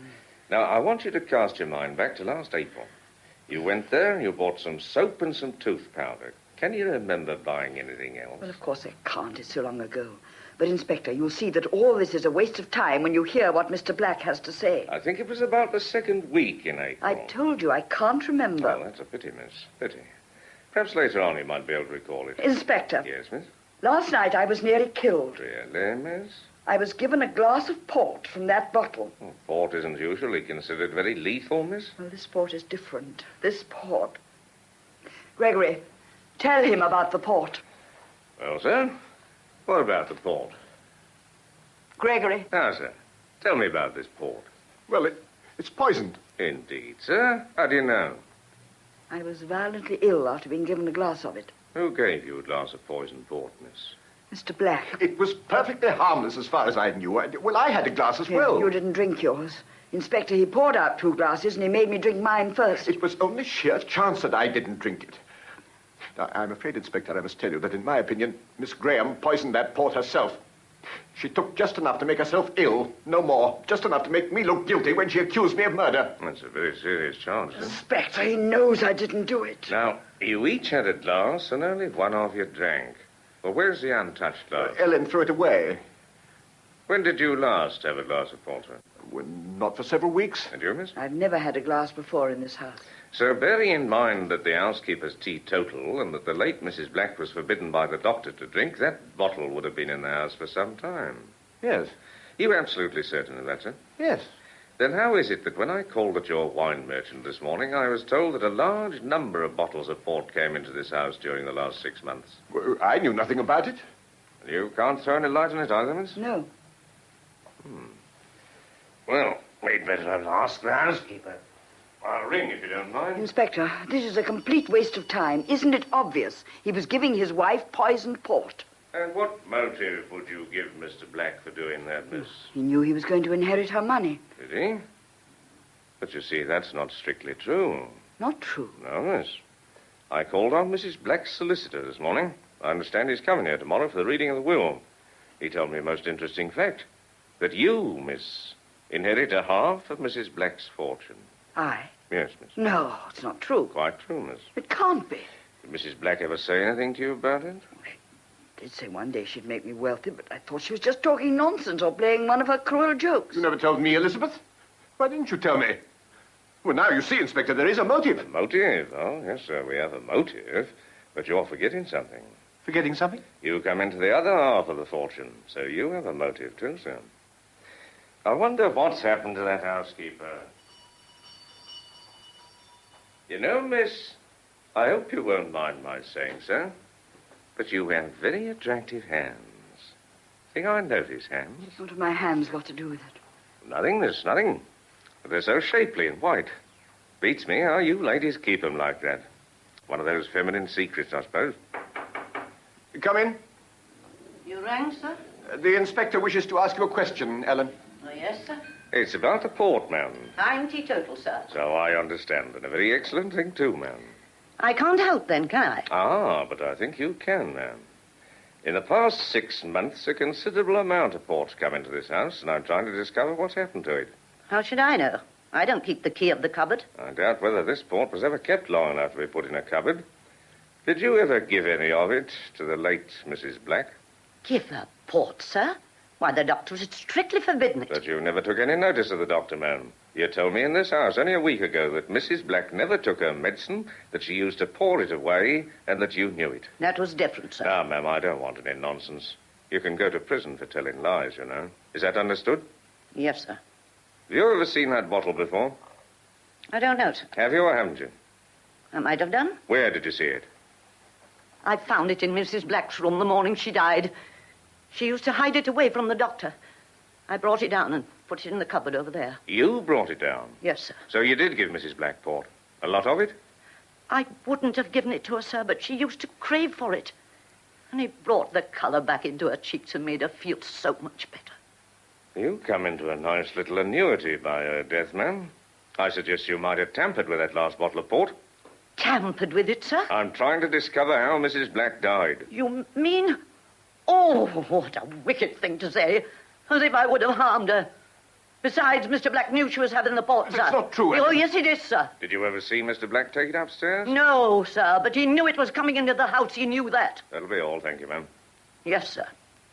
As if I would have harmed her, as if I would have harmed her. Now, Mr. Black, why did you tell me your wife didn't have any stimulants during her illness? Well, I didn't want anyone to know. I didn't want anyone to realize that I sometimes had to give in to her. She kept at me day after day until I did give in. And you allowed her port, knowing it was dangerous in her condition? What did he care about that? It was just an easy method of giving her the weed killer. I did not touch that weed killer. Inspector, is there any need to prolong this? You know the truth now. Oh, sorry, miss, but you must bear with me for a little while. There are some things I know and some things I don't know. I shall have to explore everything. For example, I'm still interested in that little purchase you made last April. Then there's the weed killer and the cups of milk. So many questions which have to be answered. There is also that bottle of port staring you in the face. He put weed killer into it. But we've analyzed the weed killer that was used for the garden. Less than half of it was composed of pure arsenic that had dissolved in liquid. The rest of it was like sand. Wouldn't dissolve in anything. This liquid is perfectly clear. Look at it against the light. You see? Perfectly clear. You mean that bottle does not contain weed killer? I do, sir. Because, you see, your wife was not poisoned by weed killer. Not poisoned by weed killer? I don't understand. You will, miss, you will. Now, we come to that little purchase you made last April. Apart from soap and tooth powder, you also bought a certain preparation that's quite fashionable nowadays. I may have done. But what has that got to do with all this? I hope to show you in a minute. But I wish you'd try and recall that Well, purchase. how can I recall it last April? It was so long ago. I think it was for your hands, miss. Oh, yes, I did buy a preparation for my hands. Something to whiten the skin. Perhaps you can describe it, miss. Well, it was a powder which I had to dissolve in water. Exactly, miss. The chemist ought never to have sold it to you. But I suppose they're very lax in these country districts, and he probably makes an exorbitant profit out of it. Poison laws need tightening up. You see, miss, that powder was pure white arsenic. Arsenic? I'm afraid so, miss. But I never knew it was arsenic. I just used it on my hands. I swear I never knew. Are you sure you never knew, miss? I didn't know it was arsenic. And I didn't put arsenic in that bottle of port. I know nothing about the port. I didn't even know Mrs. Black was drinking it. I should think as a lady's companion, it was your business to know what she was Why, drinking. wish you'd leave me alone. I've told you I'm ill. I feel faint. Inspector, surely the inquiry can be closed now. You've learnt all you came to find out. Not quite, sir. Now, miss, I believe you used all that packet on your hands. Yes, I did. No, I understand. That was in April. But you ordered a second packet in June. Now, sir, as master of the house, you left all the shopping to the womenfolk. Why do you think my wife kept servants, Right, Inspector? sir. But there'd be little things you'd buy for yourself in spite of that. books and so There on. isn't a bookshop in Amberwood, Inspector. No, sir. But there's a barber's. You'd have to go down to the village for that occasionally, wouldn't you? One of those things the women folk can't do for us, eh? And I dare say that on one of those little excursions you might have bought something for your wife. Some little thing she particularly asked you to get for her. No, Inspector, my wife would hardly have trusted me. Besides, she had Miss Graham to do that sort of thing for her. But perhaps Miss Graham would have trusted you, sir. You might have got something for her if she'd asked you to. Well, I might have done, yes. Exactly, sir. That's my point. You did get something for her. The second packet of powder, sir. The second packet of arsenic. I got the second packet. So the chemist says he's most emphatic on the point. I don't remember anything about it. Oh, come, sir. You've got a habit of not remembering. But I remember. It was when Ellen was ill in bed with a cold, and you said you would get it for me on your way back from school. I didn't know it was arsenic. Miss Graham asked me to fetch the preparation. I just gave it to her, that's all. Now, miss, did you use all that packet on your hands? No, I didn't use the whole packet. Where is the remainder? It was in my room. Well, it's not there now. No, I must have mislaid it. You mislaid it, eh? Oh, that's a pity, miss. A great pity. Because the remainder of that packet killed Mrs. Black. Huh? Now, miss, regarding that preparation, did you always keep it in the packet? Yes. I asked because the chemist said he suggested it should be kept in a container, because long exposure to the air would discolor it. He says he generally told his customers that. But I didn't bother. Yeah, that's right, Inspector. I remember telling Miss Graham that she ought to do it when I gave her the Yes, packet. but I didn't bother to do it. But you did bother, Elizabeth. Because I saw the stuff in a silver bowl. You say you told Miss Graham it should be in a container, sir. Then you knew that arsenic was likely to go dark if exposed long to the air. Well, the chemist told me so. I wondered, sir. Because you'd have more than a passing knowledge of chemistry, wouldn't you, since you're a schoolmaster?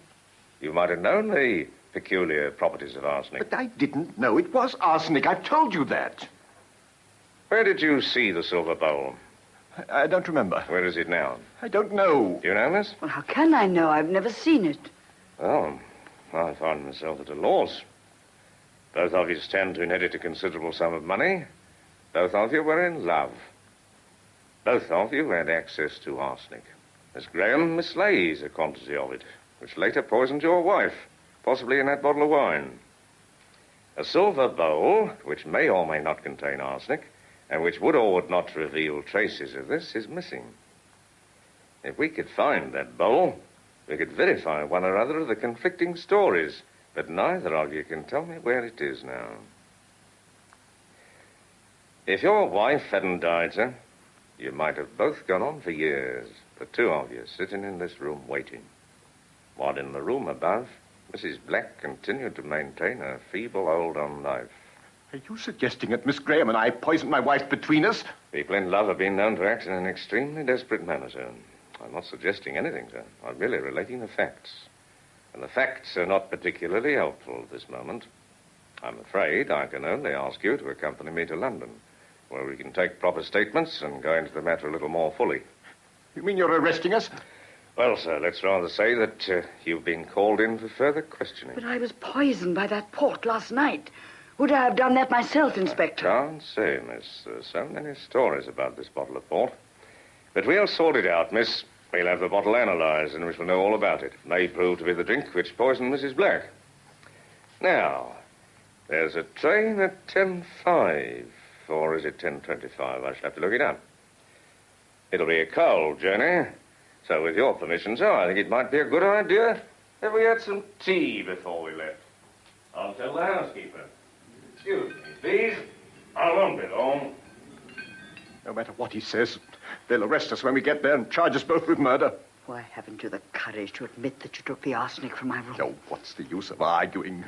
Unless one of us confesses, they'll believe we did it together. And the more we blame each other, the worse it'll be for I'll us. make them see the truth. What is the truth? You and I were secretly in love. My wife died of poisoning. We started at disadvantage, don't we? There have been too many lovers who've got rid of the wife who was in the way. I feel Edwina's watching all this. How she must be enjoying herself. Can't face it. They'll question me, question after question, pushing me further and further into a trap. Yes, you can stand there and say that, but you were quite content to let me take the blame to save your own skin. And so are you. Oh, it's no good, Elizabeth. We're bound together by her death, bound together by what happened to her. We can't escape her. But there's one thing we can do. Run away. Now, at once. If we can get abroad, we shall be safe. Where should we go? Menaggio? Well, there must be somewhere in the world where they couldn't find us. And what will our life be like if we ever reach it? I'll tell you, living in shabby little cafes, afraid to go out in the sun, starting an alarm if anybody knocked at the door. After a time, we'd be safe. And Edwina would be with us always. So you won't run away. No. I'll tell you why you won't run away. Because you still think I'll be convicted. That you'll be allowed to come back and spend the money you inherited through murder. And when you do come back, you'll change into another Edwina. You're even beginning to look like her. Your eyes are cold and hard. Gregory, keep away from me. You both shamed me and humiliated me. You've turned me into a weak coward between you. Let me go. You're hurting me. Admit that you killed Edwina. You won't destroy me. Go on, Elizabeth. Admit it. You shan't destroy me. I won't let you. What will you do? No, nothing. That's the whole point. Nothing. You both succeeded too well. Come in. Mr. Martin tells me you'll all three be going to London by the 10:05 train, sir. So I've packed a bag for you. Thank you, Ellen.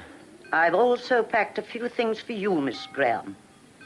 Now, sir, about the house. No, you can see to that, Ellen. No special instructions? No. Miss Edwina was the only one who gave special instructions. But then everything had to be just right for her. You're much more easygoing, aren't you, sir? And perhaps you don't love the house as she did. There we are now. It trains at 10:05, sir, so we've got plenty of time. Oh, I hope you'll pardon the liberty in your kitchen, ma'am, but the kettle boils, so I made the tea. I always make the tea when I'm at home. You got the wrong cups. Have I now? Well, never mind, ma'am. I'm not much of a one for these dainty little thimbles I go in for nowadays. I like a good-sized cup. Now, miss, you'll have some tea, won't you? No, thank you. There's a cold journey ahead of us. I think you ought to have some. Oh, very well. That's right. Sugar, miss? No, thank you. Oh, dear, I'll put it in now. Well, it doesn't matter. Thank you. Sugar for you, sir? There you are, sir. I've put one in. Now, ma'am, you'll have a cup of tea, won't you? I'll have mine in the kitchen. Oh, I think Mr. Black will waive convention for once, won't you, sir? I'm sure you like plenty of sugar, ma'am. There you are. Thank you, sir. You seem to be enjoying this, Inspector. Well, why not, sir? I should have thought it was hardly the moment. Moments like this happen quite frequently in my profession, sir. But you know, few moments in life are too serious for a nice cup of tea. What an attractive sugar bowl this is, isn't it? I often wish my salary allowed me to collect silver.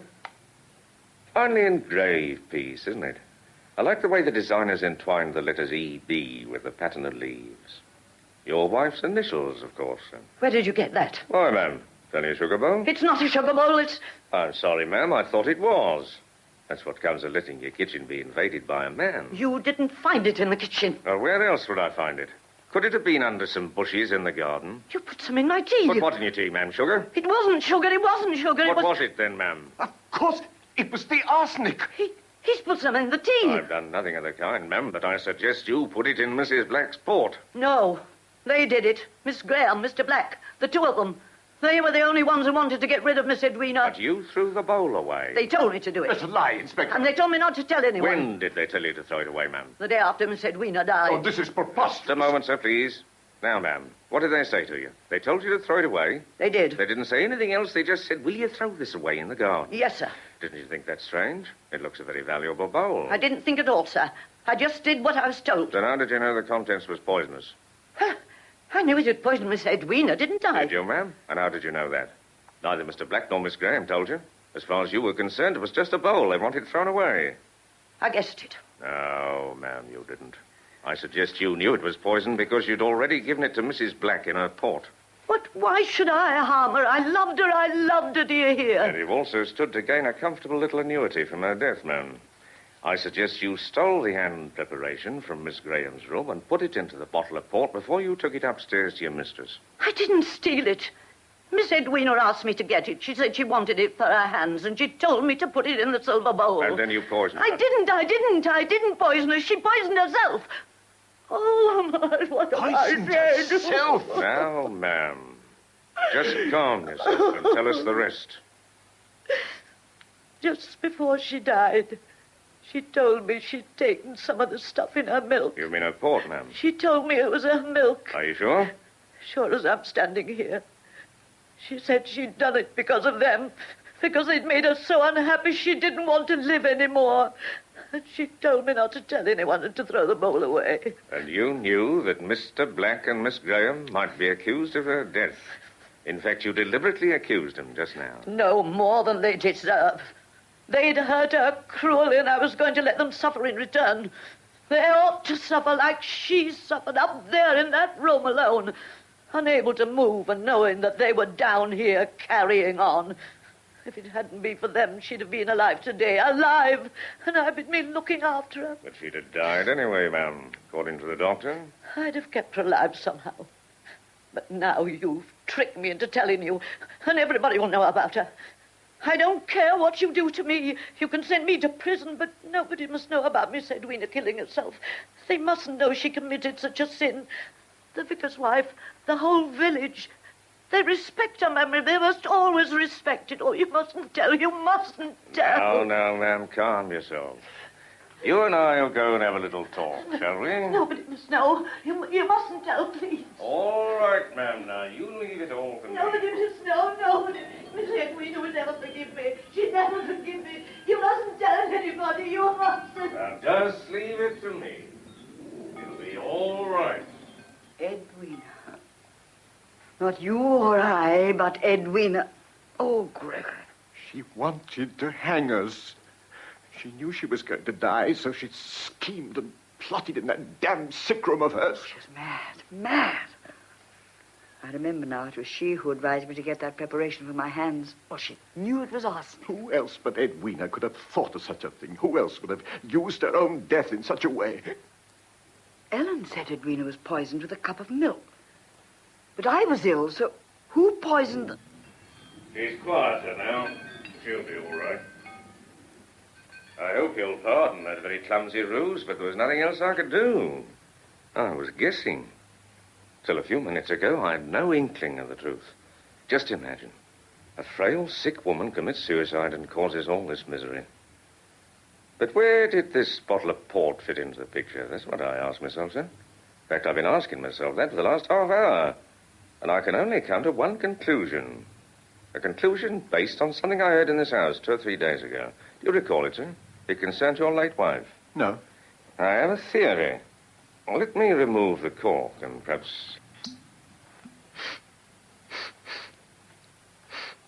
as I thought. The smell of this contents explained why you thought you were poisoned, miss. Do you remember Mrs. Black had a habit of throwing her nasty medicine away anywhere just to get rid of it? This bottle happens to be handy, possibly with a little port left in it. So why not pop it into that? But I was ill, Inspector. Of course you were ill, miss. You had a strong overdose of wine last night, and in your overwrought condition... Only medicine. And all the suspicion we built from it. We human beings are very open to suggestion, sir. In the dark, an overcoat hanging on a door becomes a monster. A tree becomes the devil himself. Amberwood's been a dark place these last few days. So medicine becomes a deadly poison. And Edwina was behind everything. Edwina. Can we blame the poor sick lady entirely, miss? After all, she wouldn't have succeeded as far as she did unless... Unless what? The ground has to be fertile, sir, if the seed is to flourish. Ah, there's 9:30 now. Right, Ellie, I'll catch the 10:05 train. I'll go by the garden way, if you don't mind, sir. Ring it for me. You'll be hearing from us very shortly. Final formality, sir. Good day to you both. He's right. It was our fault, Gregory. Not either of us, but both of us. Well, now we're free, Lisa. No, Gregory. She's won, hasn't she? Even after her death, Edwina has parted us. But our love for each other. Our love. What a shoddy, tawdry thing that turned out to be. I think I'll go to my room now and pack. You're not leaving me. Yes, Gregory. We could try again. Could we? Could we live together, love each other without remembering the dreadful things we've said? I couldn't. I'm going upstairs to my room now. If you leave me now, I shall be alone. Alone with her. Alone with Edwina. Lisa, please, come over here. Lisa, we can try again. Don't you see? We know each other now. With no romantic illusions left, we really know each other. We could build on that, Lisa. We could build. Gregory, if only we could. We can, my dear. Menaggio's still there, waiting for us. Oh, Gregory. Yes, you're right. We can. We will.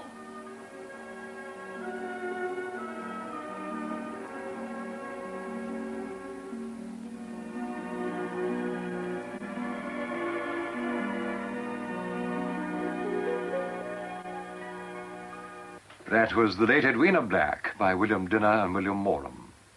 It was acted by all the original members of the London Theatre production. Ellen, the housekeeper, was played by Beatrice Varley. Henry Martin of Scotland Yard by Raymond Huntley. Elizabeth Graham, the companion, by Catherine Lacey. And Gregory Black, husband of the late Edwina Black, by Stephen Murray. The recorded production was by Raymond Rakes. Raymond Huntley is now appearing in Difference of Opinion at the Garrick Theatre, London.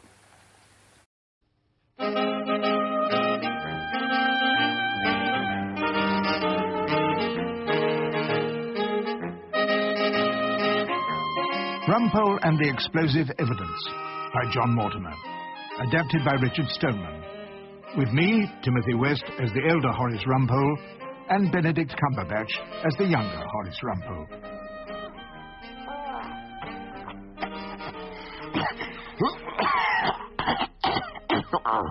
Oh, for heaven's sake, Rumpole, do stop coughing. And that's quite enough groaning. I think I'm dying, Hilda. Well, I wish you could die without making so much noise. You've woken Nicholas. Listen. Yes, I can hear him now, just as I heard him every hour throughout the night. Oh, I shall have to feed him again. Well, I don't suppose you can fetch me some tea whilst you're... Thank you, Hilda. My own Florence Nightingale. The local quack, Dr. Hanson, had diagnosed influenza when he'd examined me the previous day, for all of 30 seconds. But I knew deep in my heart that I was not long for this world. Hilda! Hilda! Oh. Hello. Is that you, Mr. Rumpole? Well, who were you expecting if you dialed this number? No, it's just... You sound horrible, if you don't mind me saying so. It's Henry, by the way. Oh, yes, I realise that, Henry. And the reason I sound horrible is because I am dying. Oh. So you won't be able to make the con I've just arranged, Brixton Prison, 12:30, the Dartford Post Office robbery? What? Miss Pringle's client, Charlie Wheeler, he's been done for blowing another safe. A safe blowing in Dartford. I felt my head beginning to clear as I swung my legs out of bed. But I'll tell Miss Pringle you can't be there. Henry, can you... Just hang on a minute, hold on, will you? Henry? Did I hear the telephone, Rumpole? Was it anyone important? Oh. The prospect of a trip to the Old Bailey cured me in an instant. Come, Miss Pringle, I'll see her in Brixton at 12:30, Henry, and I'll see you very soon. Where on earth are you going, Rumpole? To my chambers, Hilda, to read my new brief. But I thought you were dying. Well, my death will have to wait. Safe blowing, as always, comes first. Oh! Nicholas, please! Shh! Nicholas, oh, dear! Oh!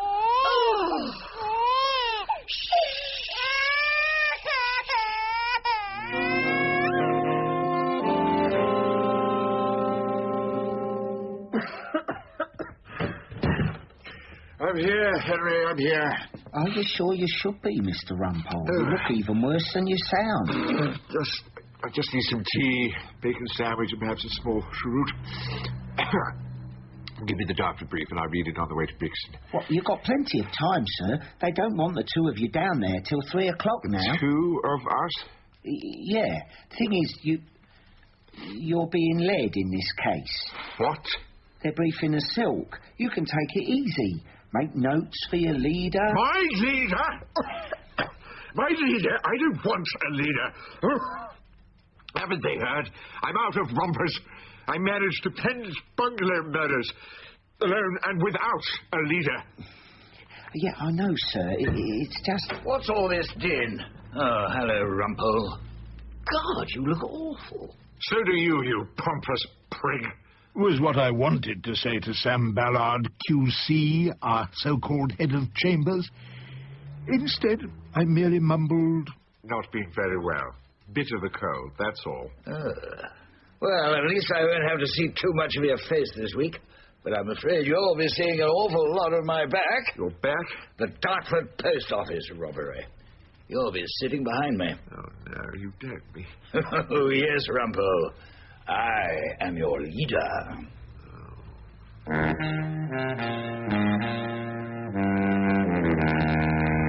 Soapy Sam Ballard allowed me to travel with him to Brixton in his well-manicured Rover, on condition I sat behind him on a dog-stained blanket with the windows wide open.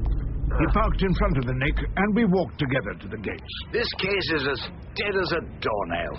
Our client was a well-known minor South London villain named Charlie Wheeler, a professional safe-blower with a string of convictions. Now, why would you say that? Two men in stocking masks hold up a post office. One has a shotgun, and our friend Wheeler's fingerprints are all over a lump of explosive. I wonder why he didn't just leave his visiting card. Remind me, Ballard, are we prosecuting or defending poor Charlie?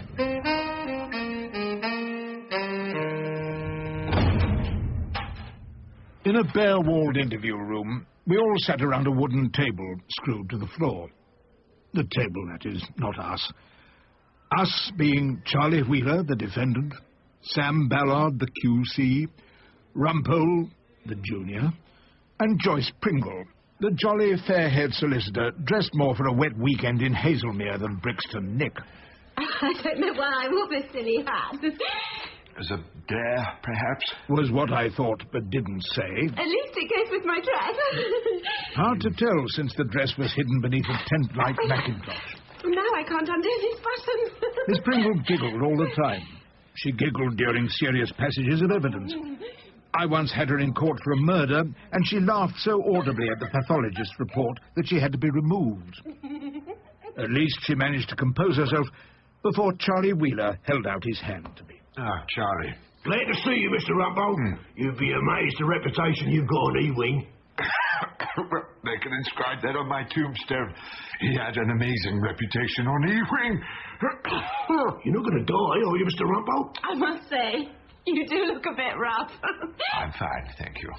Just a cold. So, you can do my case? Your case, Charlie, will be conducted by Mr. Sam Ballard, QC, our so-called...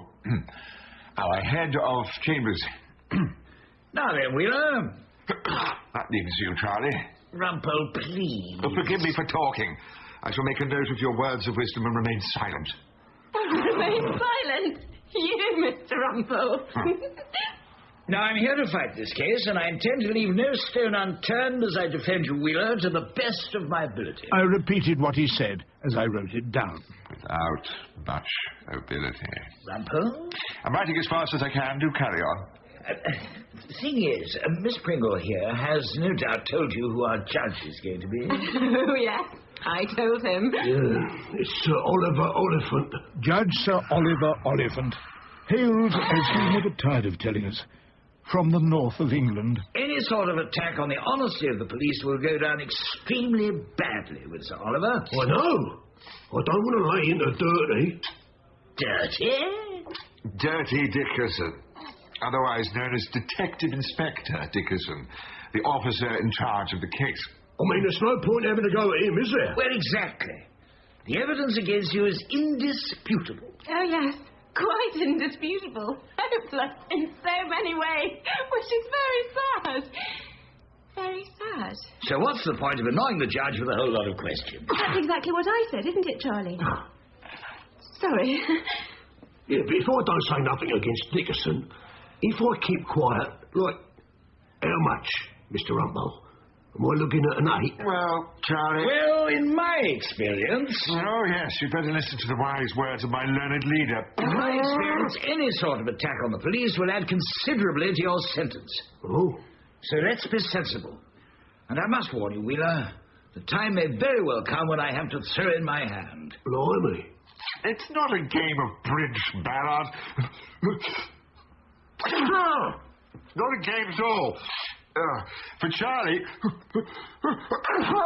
Do cover your nose, Rumpole.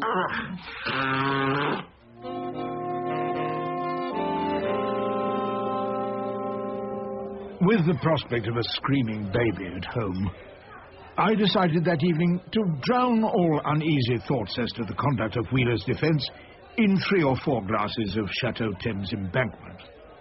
Sadly, among the barristers and journalists filling Pomeroy's wine bar was my colleague from Chambers, Claude Erskine Brown. I gather you're again me, Rumpole. What? At the Bailey. The post office robbery in Dartford. I'm prosecuting. You, Erskine Brown, down the Bailey?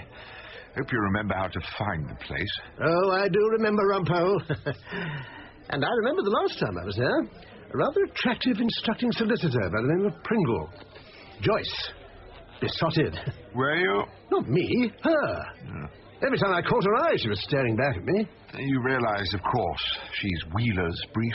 Is she? I had no idea. You will behave. I hope we'll both behave like gentlemen. Keep proceedings civilized. No need for any of your usual tricks. No chance for any of my usual tricks. Since I'll be confined to taking notes. Oh, yes. You're being led by Sam Ballard. Yeah. I myself will be alone and without a leader. Much as you were for the Penge bungalow murders, Mr. Rumpole. I beg your pardon? We'd been joined by a grubby little man in a beer-stained sports jacket. I couldn't help overhearing. Yes, standing quite so close, I'm sure you couldn't. And I said to myself, that's Horace Rumpole, that is. Am I wrong or am I wrong? You are, in fact, correct, Mr... Philbean? Eddie Philbean, news of the world. Oh. We were actually in the middle of a conversation. I think actually we're just about finished. See you down the Bailey, Claude. But Rumpole... why don't we sit over here, Mr. Philbean? Eddie? So, you know about the Penge bungalow murders, Eddie? Oh, I was there every day, writing it up for the Orpington Gazette. Well, that was before I got my own column in the News of the World. We've both moved onwards and upwards since then, haven't we? Yes. Yes, in a manner of speaking. And you've got another big case now, I gather, featuring Detective Inspector Dickerson, no less. You know him? I know why they called him Dirty Dickerson. I've got a file full of stories about the villains he'd verbal unless they paid up. About the money he took for not opposing bail. About all the tricks he's pulled to get a conviction. Trouble is, I can't print a thing. Scared of Dickinson? None of my informants would ever stand up in court and repeat what they told me off the record. Fascinating, but I'm not quite sure why you're telling me. I just wondered if you could help, Mr. Rumpole. Maybe your client, Charlie Wheeler. Maybe he'd like to dish some dirt on Dirty Dickerson. A story has to come out at some stage. Maybe, but not with my help, and not with any verbals from Charlie Wheeler, who was in quite enough trouble as it was.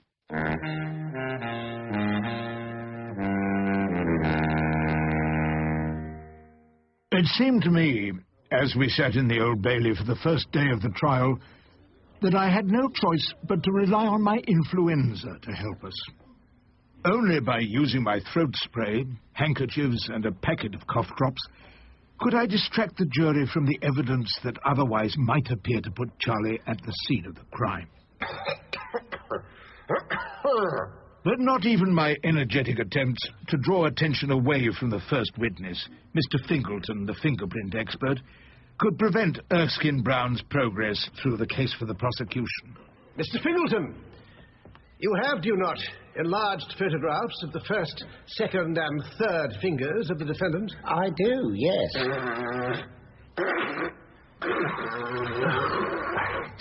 My nasal ablutions seem to be annoying the judge, Sir Oliver Oliphant. If junior counsel's quite finished blowing his nose, perhaps his learned leader might like to tell the court if the defence admits these photographs. They are indeed admitted, Ballard. I should think so too, Mr. Ballard. And do you also have enlarged photographs of the fingerprints on the small piece of gelignite taken by Detective Inspector Dickerson from the scene of the crime? Yes, I do. I could see it was time to use the throat spray. And what do you say about those two sets of fingerprints? Can't breathe. Can't breathe. I have found 32 distinct points of similarity. Please. For instance, the break in the first whorl on the index finger is exactly the same in both cases. Members of the jury, I think you'll agree it's very clear what Mr. Fingleton's saying. Are the similarities obvious to you? I know they are to me.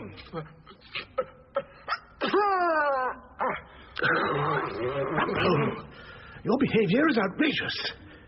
Mr. Fingleton, what exactly is your conclusion? My conclusion is... My conclusion... Is junior counsel aware this is not a hospital? My apologies, my lord. If you're ill, go home, Mr. Rumpole. I'm obliged for your lordship's concern. Medical advice. Your conclusion, Mr. Fingleton. Oh, I was just about to say, my lord, that the fingerprints are identical. Identical, members of the jury. Does that make sense to you? I know it does to me. Yeah, thank you very much, Mr. Fingleton. As Erskine Brown sat down, I'm not sure what I expected from my learned leader. Perhaps an attack on the whole theory of the fingerprint, as first promulgated by Professor Perkinji of the University of Breslau. Or the classification into whorls, loops, arches and composites pioneered by Sir Edward Henry of the Bengal Police. But as it was, Soapy Sam Ballard, QC, rose in all his glory to deliver himself of his considered contribution. No questions, my lord. What? I can't do anything with this evidence, Rumpole. Maybe you can't, but... I'm much obliged to you, Mr. Ballard. Perhaps now might be a good time to adjourn before junior counsel spreads any more of his filthy germs around the court. 10 o'clock tomorrow morning. Rise.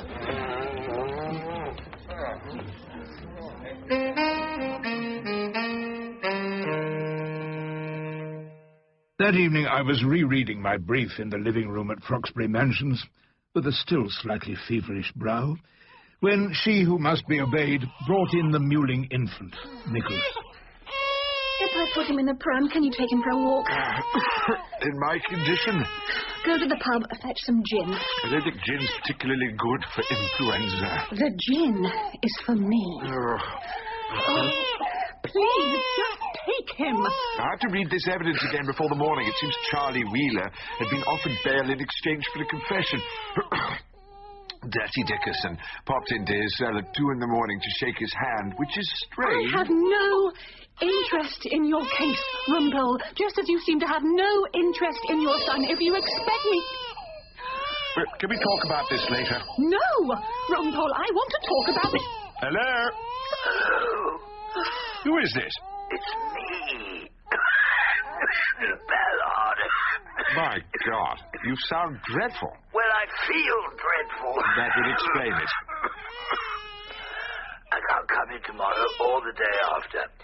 You'll have to hold the fort at the Bailey. There's nothing you can do but mitigate in view of the evidence we've heard. Quite right, Ballard. Of course we'll have to mitigate. And But you mustn't attack the officer. The officer in charge of the case? No, I won't attack Dickerson. I'll simply adopt your technique. No questions, my lord, no questions. Seems to endear you to Sir Oliver. So now you get to bed and stay there, Baron, and don't you dream of moving. Bye-bye. Goodbye, Rumpole. Rumpole? Oh, frabjous day, Caroo Calais! He chortled in his joy. What is the matter with you? Oh, nothing's the matter. It's an occasion for rejoicing. I've given my learned leader the flu.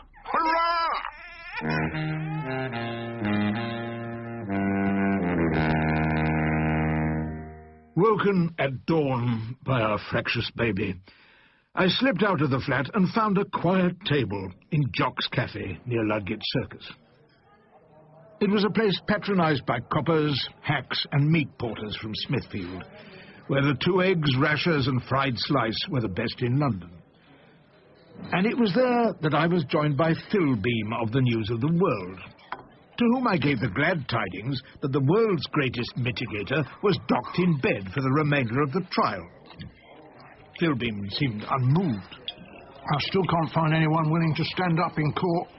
Well, I'll be on my feet in a couple of hours, and it would do my case a power of good if I could borrow one of your snouts. At the very least, can I call you, so you can cast some doubt on Dirty Dickerson's evidence? How could I do that, Mr. Rumpole? Tell the jury I've heard stories from people I can't name who refuse to turn up or put anything on the record. Oh, I take your point. I might at least pretend I have a hope in hell. I left Philbeam and made my way over the road to the Palais de Justice. I got changed into my working clobber, wig, gown and so on, and went down to the lower ground floor to meet my client and his solicitor. But when I got to the old battered Newgate door, which divides the safe sheep from the imperiled goats, I found the giggling Miss Pringle looking somewhat flustered. I'm so sorry, but I have a fraud in the West Court. I'm not sure how this happened, but I really have to be with Mr. Hoskins over there. The West Court, you say, Miss Pringle. What a coincidence. Is it, Mr. Erskine Brown? Yes, I had to see a judge there myself. Why don't we walk together? Oh, I'm not sure. Which judge are you seeing, Claude? Which judge? Well, no, I think... yes, it's Judge Skelton. Oh, he's back from his holidays. So soon. Well, he must be, if I have a meeting with him, which I do. Shall we go, Miss Pringle? You sure you don't mind, Mr. Rumpole? Quite all right. I'm happy to see Charlie Wheeler on my own. At which point Miss Pringle and Erskine Brown went off together. And I went on to do what no sensible barrister ever does, see a client alone before a trial.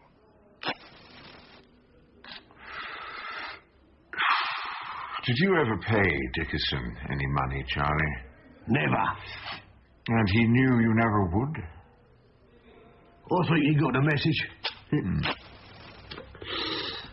Mr. Ballard not here today, then? No. We had a bit of luck with the flu. Was Dickerson about to offer you bail? Yeah, well, that seemed funny to me. Very funny with a record like yours. He asked me to put my hands up, sign a confession. But you weren't going to. I never done that, Mr. Rumpole. It's not the way I work. All the same. Yes? I strung him along a bit. I let him think we might do a deal.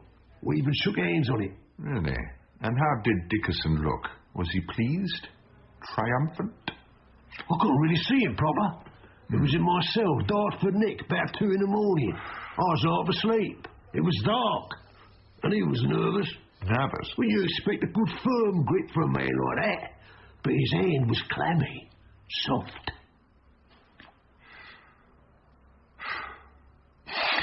Thank you, Charlie. I think I now have a plan of attack. Really? You reckon we got a chance? A tiny chance, perhaps. I think I ought to ask Inspector Dirty Dickerson a few impertinent questions. So this is what I'm going to ask him, with your kind permission. You see, I have an idea that might just work in your favour. Very good, Mr. Rumpole. Let's hear it, then. It was then that I got Charlie Wheeler's agreement that I should do what I was about to do. Very good, Mr. Rumpole. I like the sound of that.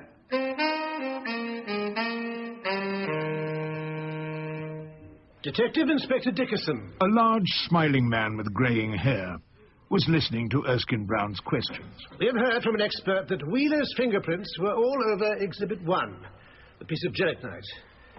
Can you tell us where you found it? Beside the safe at the scene of the crime, my lord. You're saying it was in the Dartford post office? Yes, my lord. Thank you. No further questions, my lord. What about you, Mr. Rumpole? I can't imagine you have any questions for the Detective Inspector. Well, but I do have just a few, my lord. Really? Well, let's hear them, then. Detective Inspector Dickerson, have you ever had financial dealings with suspects you've arrested? My lord. Sit down, Erskine Brown. May I ask how questions like that can be in any way relevant to the case of Wheeler? I'm inclined to agree with you, Mr. Erskine Brown. My lord, when the character of this officer is called into question... Is that what you're doing? You're attacking this officer's character? I'm not offering him a gold medal. I can only assume you're making this attack on instruction. Of course, my lord. And I see your learned leader is not in court. Unfortunately, he's been struck down by the flu. Then perhaps you'd like me to adjourn this cross-examination so it can be done properly, by leading counsel. Thank you, my lord. I'm quite happy to proceed. Did you want to ask more questions? Just one or two. Detective Inspector, when Charlie Wheeler was in Dartford Neck... Where? In the police cells at Dartford Police Station... There is such a thing as plain English, Mr. Rumpole. Oh, do be quiet and let me speak. Was what I thought, but didn't say. I'm obliged, my lord. Was the standard response, which I gave. Detective Inspector, did you ever shake hands with Charlie Wheeler at Dartford Police Station? I'm sorry? Is my plain English not plain enough for you? You're asking if I shook his hand? I may have done. Have you ever shaken a prisoner's hand before? Not that I can remember. So why did you shake hands with Charlie Wheeler? Well, he told me he was about to make a confession statement. I was congratulating him on doing the right thing. Does that make sense to you, members of the jury? I know it does to me. Detective Inspector, did you discuss bail with my client on that occasion? There was no discussion of bail whatsoever. Did you say you wouldn't oppose bail if he made a confession? I said nothing of the sort. Mr. Rumpole, are there any further allegations to be made against this officer? Actually, yes, my lord. May I have Exhibit 1, please? The usher brought me the little lump of gelignite in its plastic bag. Who found this at the scene of the crime? Detective Inspector? I did. Did you show it to any other officer? Yes, when I got back to the station. When you got back to the station? So the jury must rely on your evidence, and your evidence alone, to satisfy them that this small piece of gelignite was ever at the scene of the crime. Well, if my evidence isn't good enough... If your evidence isn't good enough, Detective Inspector, Charlie Wheeler is entitled to be acquitted. The jury were listening. Have you ever, in your long experience, known a safe blower to leave his gelignite with his fingerprints on it at the scene of the crime? If criminals never made mistakes, we would have no trials at the Old Bailey. But, my lord, there is another possibility the jury may have to consider. We have no idea when the fingerprints got on the gelignite or where. Is it possible, Detective Inspector, that Charlie Wheeler only touched the gelignite in the Dartford police station? I don't know what you mean. Then let me help you. In that dark cell at 2 o'clock in the morning, you had this little piece of gelignite concealed in your palm when you held out your hand to Charlie Wheeler and shook hands.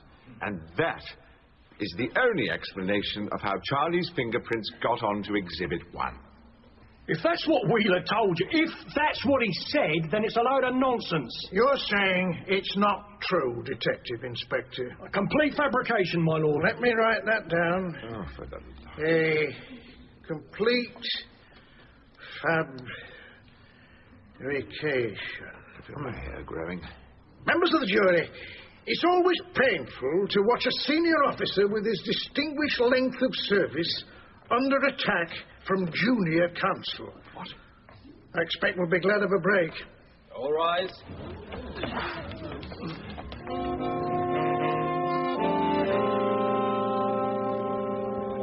Jack! No, I was next. Having trouble getting served? You'd think they'd see to their regulars first. All by yourself, Claude? No, I was supposed to be meeting Joyce Pringle, your instructing solicitor, but she cried off sick. Really? I thought she looked rather pale the other day when we walked to the West Court together. I noticed her hand was feverish as I tried to hold it. You tried to hold it? The perspiration made it hard to get a good grip. And then she said she felt nauseous. Seen her since then? She's still pretty ill, apparently. Oh, look, a free table. You grab a bottle, join me in the corner. Good evening, Mr. Rumpole. How's it going down the Bailey? I'm sure it will seem much better after a glass or two of Chateau Thames Embankment. Oh, Mr. Ballard telephoned, sir. His consultant told him to stay in bed for the rest of the week. He was asking, is it over yet? Tell him it's all going according to plan. Nothing to send his temperature up. Right, sir. And so, without a leader, I faced another day in court. This time to hear the jury give their verdict. It was guilty. And His Honour Sir Oliver Oliphant then gave his considered opinion on the moral status of Charlie Wheeler. You're a thief and a liar. What makes your crime a great deal worse is the fact that you used your junior counsel to attack the honesty and good name of someone with 25 years standing in the police force. No, I never. I've had the misfortune to sit here and hear Detective Inspector Dickerson subjected to a number of questions. I never! Silence in court! I never wanted my barrister to ask them questions. I told him to keep his trap shut. I sat quite still.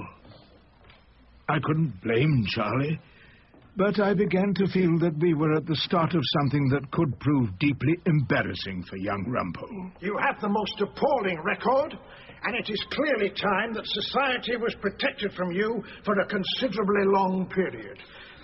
The least sentence I can pass is one of 12 years' imprisonment. Take him down. No, this isn't right. It's not fair. Before counsel also disappear, I have something to add, Mr. Rumpole. Your attack on the integrity of Detective Inspector Dickerson was not only not backed up by the evidence, it's now clear it was an adventure, all of your own. I take a very serious view of this.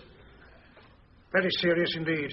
Are you going to give me 12 years as well, old darling? Was what I thought, but didn't say. I intend to report the matter in the proper quarter. As your lordship pleases. I gave him a bow of the utmost courtesy, a much-needed lesson in courtroom manners, and perhaps Rumpole's last genuflection in front of the bench. As I took off the wig and looked in the robing-room mirror, I seemed to see a new Rumpole, a young man who might, quite soon, be a barrister no longer. Farewell, dear friend.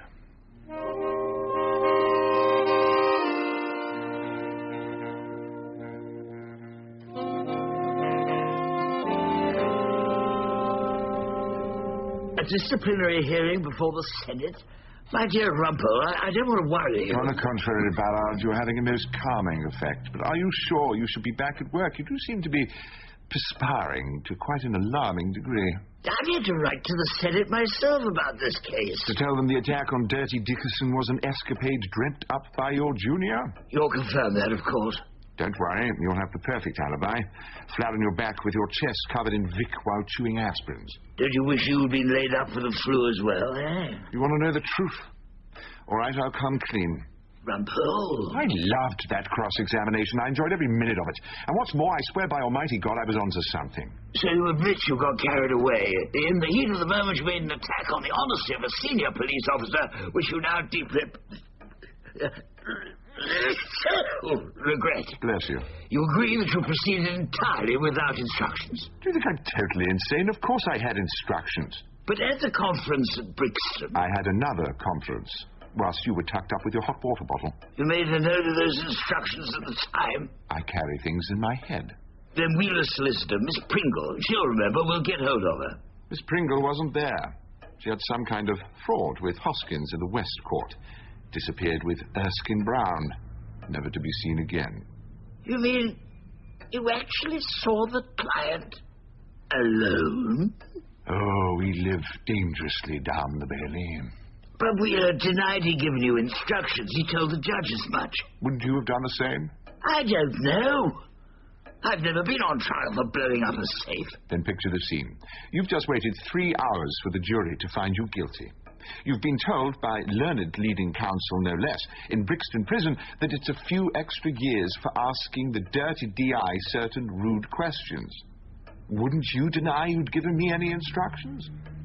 I'll have to give it a good deal of thought. Give what a good deal of thought? What I'm going to say, on your behalf, to the Senate. Please, Ballard, don't say a word.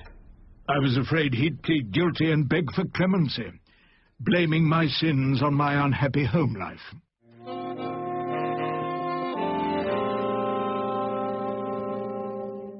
Despite my concerns, I managed, eventually, to fall asleep that night, only to be woken by she who must be obeyed.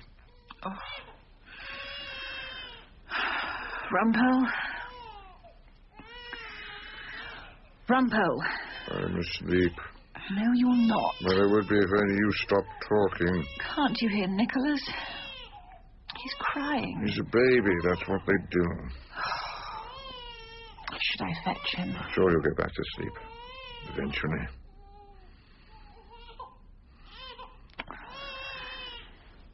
I'm worried, Rumpole. Probably just a touch of wind. I'm not worried about the baby. I'm worried about you. Oh, for heaven's sake. I can see the boy. One of us might as well have a decent night's sleep.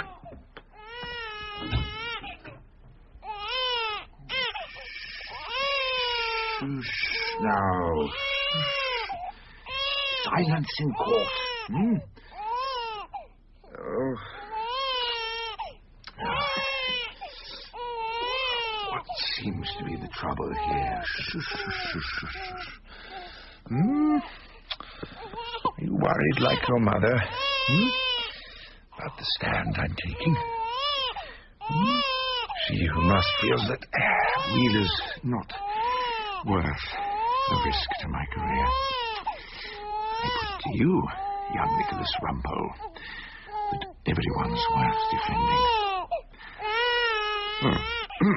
Do I think he's innocent? Well, my view is irrelevant. But if you must know, I don't believe he's innocent. In fact, I think Charlie Wheeler probably did blow the safe at the Dartford Post Office, but guilty or innocent, it doesn't matter. What does matter is he may have been convicted on faked evidence. You see that, yes? It's not for me to decide guilt or innocence. That's for 12 puzzled old darlings pulled off the street for 3 boring days with a safe blower. All I can do is make sure they're not lied to, not deceived, not tricked by some smiling copper who wants to make their decision for them with a few conjuring tricks in a dark cell. I shall never apologize for what I did for Wheeler. But what if they disbar you, Rumpole? Why aren't you asleep? I could hear you talking to Nicholas. He's nodded off, at last.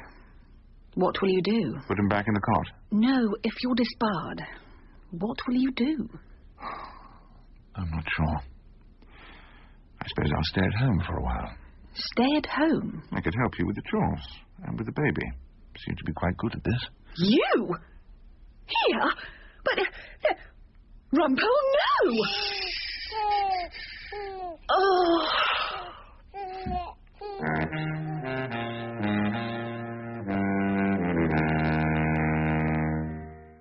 If Hilda was worried by our conversation, I'd be a liar if I pretended the prospect of my hearing before the Senate of the Inns of Court didn't fill me with trepidation.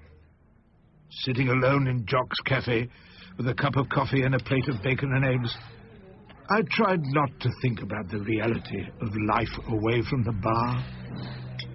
Before I could finish my breakfast, however, I was joined by Phil Beam of the News of the World, who was smiling. Morning, Mr. Rumpole. I thought I'd find you here. Am I that predictable? Why so glum? The future of my so-called career is about to be decided by a bunch of bewildered old darlings, and there's nothing I can do to stop them casting me out into the wilderness. Apart from that, everything's fine and dandy. Will you be having the full English? Nah, I'm still stuffed from my dinner last night. Really? I went for a Chinese meal. Ate almost everything on the menu and drank an awful lot of wine. How lovely. But I wasn't as drunk as Dirty. Dirty Dickerson? You were dining with the detective inspector. Anything I should know about? Philbeam described the evening in considerable detail, so I was able to picture the scene as if I'd been there myself. So, what exactly did you want to ask me, Philbeam? Can I just say, Mr. Dickerson, this is all off the record. Oi, Fu Manchu, bring me a bottle of your finest Chablis. What? Chablis, it's a wine. You must have heard of wine. What? Philbeam had asked the waiters to disguise the fact that they could all speak perfect English. Dirty Dickerson found it very easy to believe that none of them understood a word he was saying.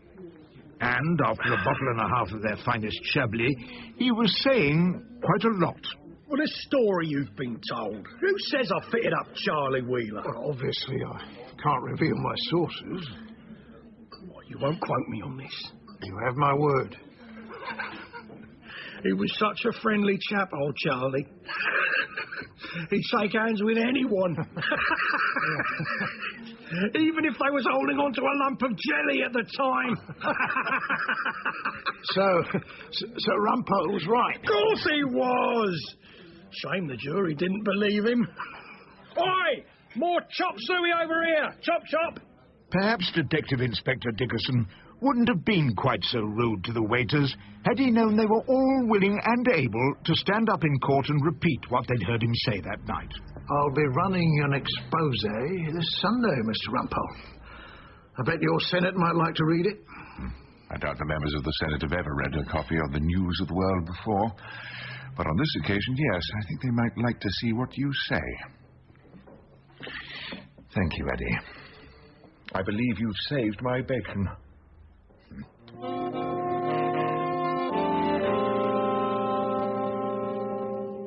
My explanation of recent events to the Senate took place later that day, and by the evening I was ready to share their verdict with She Who Must Be Obeyed.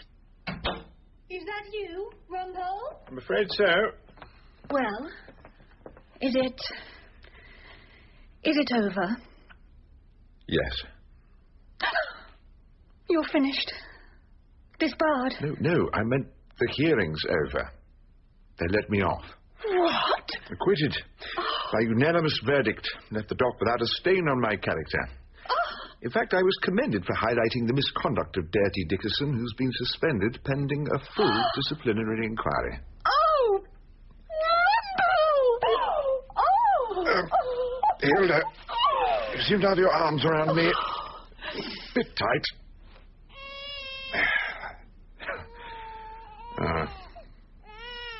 You weren't really worried, were you? Oh, of course I was worried. Having you at home all day would have been impossible. But now, you don't have to help with the chores or with the baby. Who seems to be crying? Will you push him around in the pram for a bit? I'd like nothing better, Hilda. Sadly, though, I have a brief to read. I'm doing rather a larky manslaughter tomorrow at Chelmsford. In fact, it might be best if I do my reading somewhere a little quieter. Somewhere that served Chateau Thames Embankment by the glass. Don't wait up. Rumpole! Rumpole!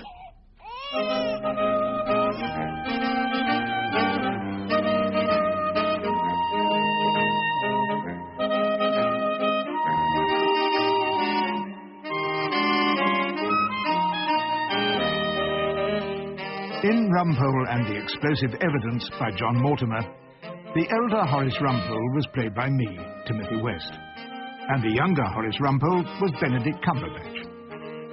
Hilda Rumpole was Jasmine Hyde, Henry, Adrian Scarborough, Claude Erskine Brown, Nigel Anthony, and Sam Ballard was Michael Cochrane. Joyce Pringle was Alison Pettit, Sir Oliver Oliphant, Geoffrey Whitehead, and Dirty Dickerson, John Ram. Other parts were played by members of the company. Rumpole and the Explosive Evidence was adapted by Richard Stoneman, directed by Marilyn Emery.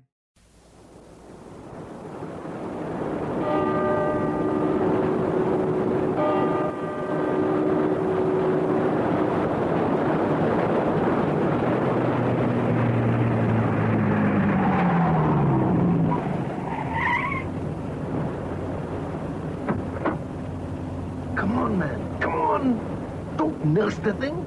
Throw it. Okay, okay.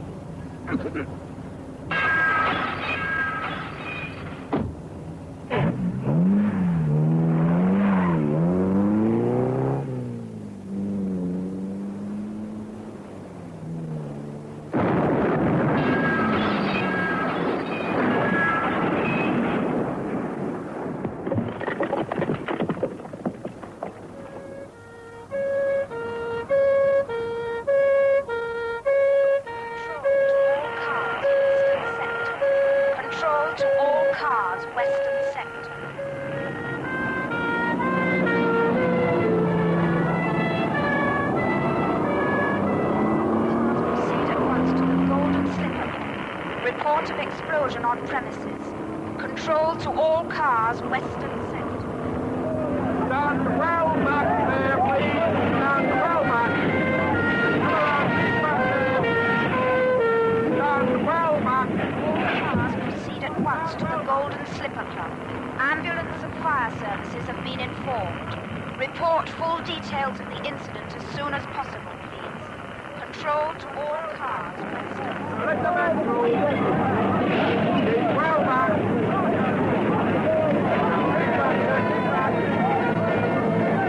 Stand well back.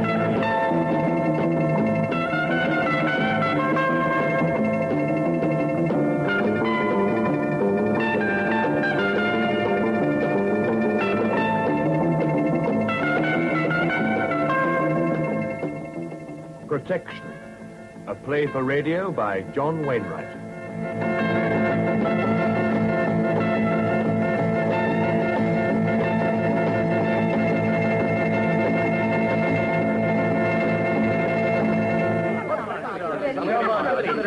Now look, there's nought I can tell you, not at the moment. We don't know ourselves yet. Come on, Sergeant. No, there isn't anything. Look, off the record if you like. We'll sit on it. I keep telling you we don't know. Well, something. You must know something by There's now. been an explosion, that's all. What caused it? We don't know. You have some idea. Hey, what is this? A reporters' convention? Superintendent Lewis, can I ask No, you can't. Get him out of here, Sergeant. Yes, now come on, let's have you out of the car. You'll be told what's happened when we know ourselves. Inspector Rapp, Now, you you know know something. Can you tell us? Not yet. We'll let you know. Come on, let's have you all outside. Oh, for God's sake, it's like a bedlam. Don't argue with him, Sergeant. Shift him. Yes, we're only doing our job. And if anybody wants me or Inspector Ruff, will be in the CID. Yes, sir. Now, come on now, let last time about it.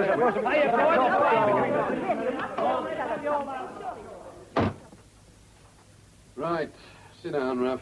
Collins and the chief shouldn't be long. Well, Superintendent Collins said he was going to the scene. Oh? Why? He didn't say, just that he was calling on the way in. Well, what good's he expect to do? Well, I think he thought he might. No more bobbies than the parson preached about. They'll be under the fireman's feet. Shall I contact him? I'll leave him. I've been on to the hospital before I came here. Uh-huh. Jones, the bartender's dead. Caldwell's in a bad way. He'll live. Oh, I don't know. They didn't say. He'll live. His kind always do. His wife took a hammering, mostly about the face. All right.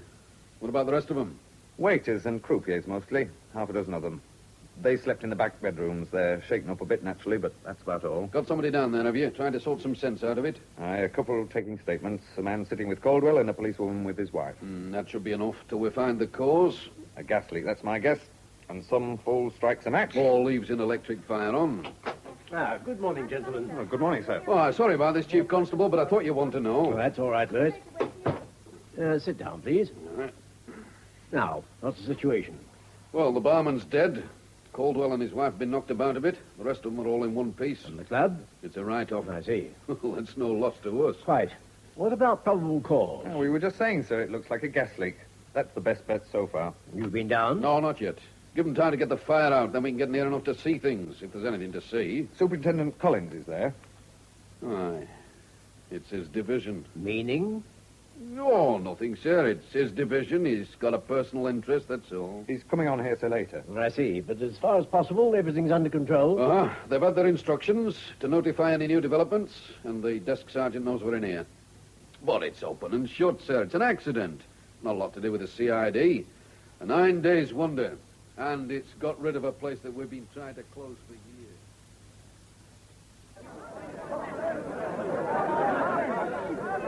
Yeah? Sir? Well, what is it? Superintendent Collins, sir. This, I just found it. Where? Over there, sir. In the gutter. I think the water must have flushed it there. Doubt if there'll be any fingerprints. Still, it looks as if, Yes.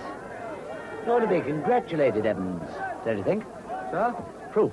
Very positive proof that things are not what they seem. Oh, yes, sir. I just happened to kick it accidentally. Then I Not thought... accidentally, Evans. Never accidentally. Not when it's as important as this. No, sir. You know what it is, of course. Yes, sir, I think so. Safety lever, isn't it? It is. And a uniformed constable never merely finds things. He keeps his eyes open. He looks. He observes. He notes what he sees, if only mentally. Yes, sir. You say so, sir? Indeed, I do say so, Evans. You saw this because you were looking for anything. You did not find it. And it was certainly not accidental. So, that's it, gentlemen. Here's to a nice, neat little accident.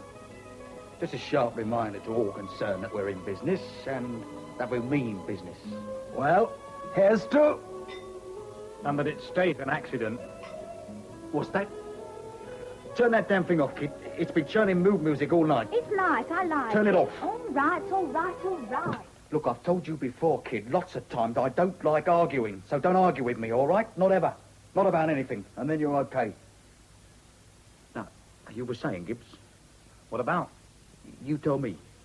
Accidents? That you hope it stays an accident? You were saying something about that. It's okay, Romney. There's a canary streak. We know. So we take precautions. Yeah. Is that right, Gibbs? What's that? Is there? Eh? A yellow streak. A mile wide. Isn't it, Gibbs? No, it's just that... Well, go on. A mile wide. Go on, Gibbs. We're listening. Well, like I say, I hope it stays an accident. Well, why shouldn't it? The police. Now, who asked you to bring the police into this thing? They're not fools. No. Well, it sounds to sense. What does? That they're not fools. He doesn't think the police are fools, Darky. No, he wouldn't, would he? Well, I think they are. Else they wouldn't be coppers. It's the canary streak. He scares easily. Yeah. Yeah, you're right, Darky. Too easily. Oh, for God's sake, leave the poor slob alone. Look, shove it. We don't need your opinion. Just shove it till you're asked. Now, come on, Gibbs. You're with friends, boy. What's worrying you? Murder. I don't like it. Murder? Now, who mentioned murder? Now, what's that supposed to mean? Yeah. Who murdered who? Oh, for Pete's sake, stop acting like a couple of comic strip characters. The club was blown to hell. Somebody must have been killed. He thinks we're comic strip characters, Darky. Yeah. Yeah, that's what he said. Yeah. Show him. Show him how comical we can get. Yeah? Yeah, why not? He won't mind if we deduct the breakages from his salary. It'll help with the belly laughs. Okay, Chief. All right, that's enough. That's just a taste. Not the boot, not this time. Okay. What the hell did... You're still laughing, Gibbs boy? Still think we're a couple of clowns? What did I do? What did I say? Murder. That's not a nice expression. All I said was... Look, we know, we heard you. A disparaging remark about a respectable firm. Ha! Holy cow. A respectable firm, kid. And don't you ever forget it, else you might be laughing like Gibbs is laughing. The Mutual Trust and Accident Prevention Insurance Society. A very respectable firm. Well, there'll need to be an official statement to keep him quiet. As soon as possible, I'd say. I think from you, Lewis. You're head of CID. You can draft from. Well, it's not crime. If it comes from me, it'll look as if we're playing Puss in Corner about something. I think the chief superintendent's right, sir. If it's an accident, a gas leak or something, the statement shouldn't come from the CID. Otherwise, the newspapers might think that we've... Ah, here's the man to do it. It's his division. I beg your pardon? Oh, hello, sir. Good morning, Collins. Yeah, we've a little job for you, just up your street. We were discussing the official statement to the press. Chief Superintendent Lewis isn't keen on issuing it. It's outside his province as head of CID. Really? Malicious damage, arson, felonious wounding and murder? What the devil are you on about, Collins? That. What is it? A safety lever, Inspector, for a Mills hand grenade. When you throw the grenade, the lever flies off at a tangent. Where'd you find it? Oh, I didn't. One of my constables found it in the road, directly in front of the club. Well, if you're right about I'm right, sir. Are you sure? Are you sure that's what it is? I'm certain. I saw enough of them during the war. No, I didn't. I was in the Navy. Fortunately, they didn't depth charge the club. Sit down, Superintendent. Nobody's seriously suggesting you're mistaken, but that doesn't make it any less of a shock. No, thank you, sir. Raff, get on to the hospital. See if Caldwell's capable of answering questions. Yes, sir. And don't let the medics put you off. If he's capable of listening, he's capable of talking. Leave it to me, sir. Get me to the hospital, and don't waste too much time. Oh, and those statements that they're making. Check them. See if anybody says anything about smelling gas just before the explosion. Yes, sir. Gas? Who said anything about gas? We did, before you came. A straw, Superintendent Collins. Nobody likes being so wrong. Let's say it's the last hope of a chief constable, a detective chief superintendent, and a detective inspector who almost didn't know that a crime had been committed. Hello? At the hospital. Police here, Detective Inspector Raff speaking. Yes. Is Caldwell conscious yet? Well, the fire's under control. It should be out within the next 2 or 3 hours. So we can't do much until then. Well, we can ask questions, and we're going to. I meant the scene. It'll be too late then. You ever seen what the fire brigade can do to a place? Well, they don't trample in, they wash away. Well, the forensic science experts might find something. Ah, boffins. Nobody's yet shoved a crime into a test tube and detected it. Yes, but they can usually recognize it when it's there. Eh? What? Crime. Well, that's enough, Collins. You've made your point. Now, what about the crime squad? We'll keep them out of it. You don't think they can help? No. They're the experts, sir. What at? Leaning on bar counters, sinking pints of ale? Yes, I'm inclined to agree with Chief Superintendent Lewis, sir. The regional crime squad has been a little over-glamorized, and we do tend to know our own criminals best. All right, have it your own way. If you think we're capable of handling the situation. Well, we don't know what the situation is yet. But when we do, we can handle it. Well, the situation as I see it is that somebody has thrown a hand grenade into the Golden Slipper Club. An assumption, that's all. I've already explained that's the safety lever from a Mills hand grenade. Well, let's assume the worst, that somebody tried to blow up the club. Tried? All right. We'll start with the assumption. Now, I can't see one man tossing a bomb through Caldwell's window. There'd be a car for a quick getaway. And that means a driver. 2 men at least, possibly more. You know what you're saying? That it's not a one-man job, sir. More than that. Eh? What? Gang warfare. I like hell. That's what it boils down to. The classic pattern, Chicago style. Thompson machine guns, bulletproof windscreens, bodies dumped in the river. Well, that should keep us busy, keep the blood circulating and the adrenal glands working overtime. Like hell. This isn't Chicago in the mid-30s. Isn't even London. It's a northern provincial city in 1968, that's all. The Capone era's dead and buried, and it isn't having the kiss of life on my patch. Nevertheless. Look, I know every hook in this town. Every one of them. Every tearaway, every muscle-bound yobbo walking in the streets. Every so-called gang. There isn't one of them tough enough to push his way through wet tissue paper. They wouldn't have the guts to pull a job like this. Well, if Collins is right, and I think he is, somebody has the guts. And if he isn't homegrown, he's imported. Either way, he's here. They're here, sir. All right, they're here. And they've got to be found before they attract more of their own kind. If Collins is right. And I think he is. Well, I'm sorry, I don't. Not altogether. Raff, you've worked the city for the last 20 years. You know all the heavy boys, the ones who work mob-handed. What do you think?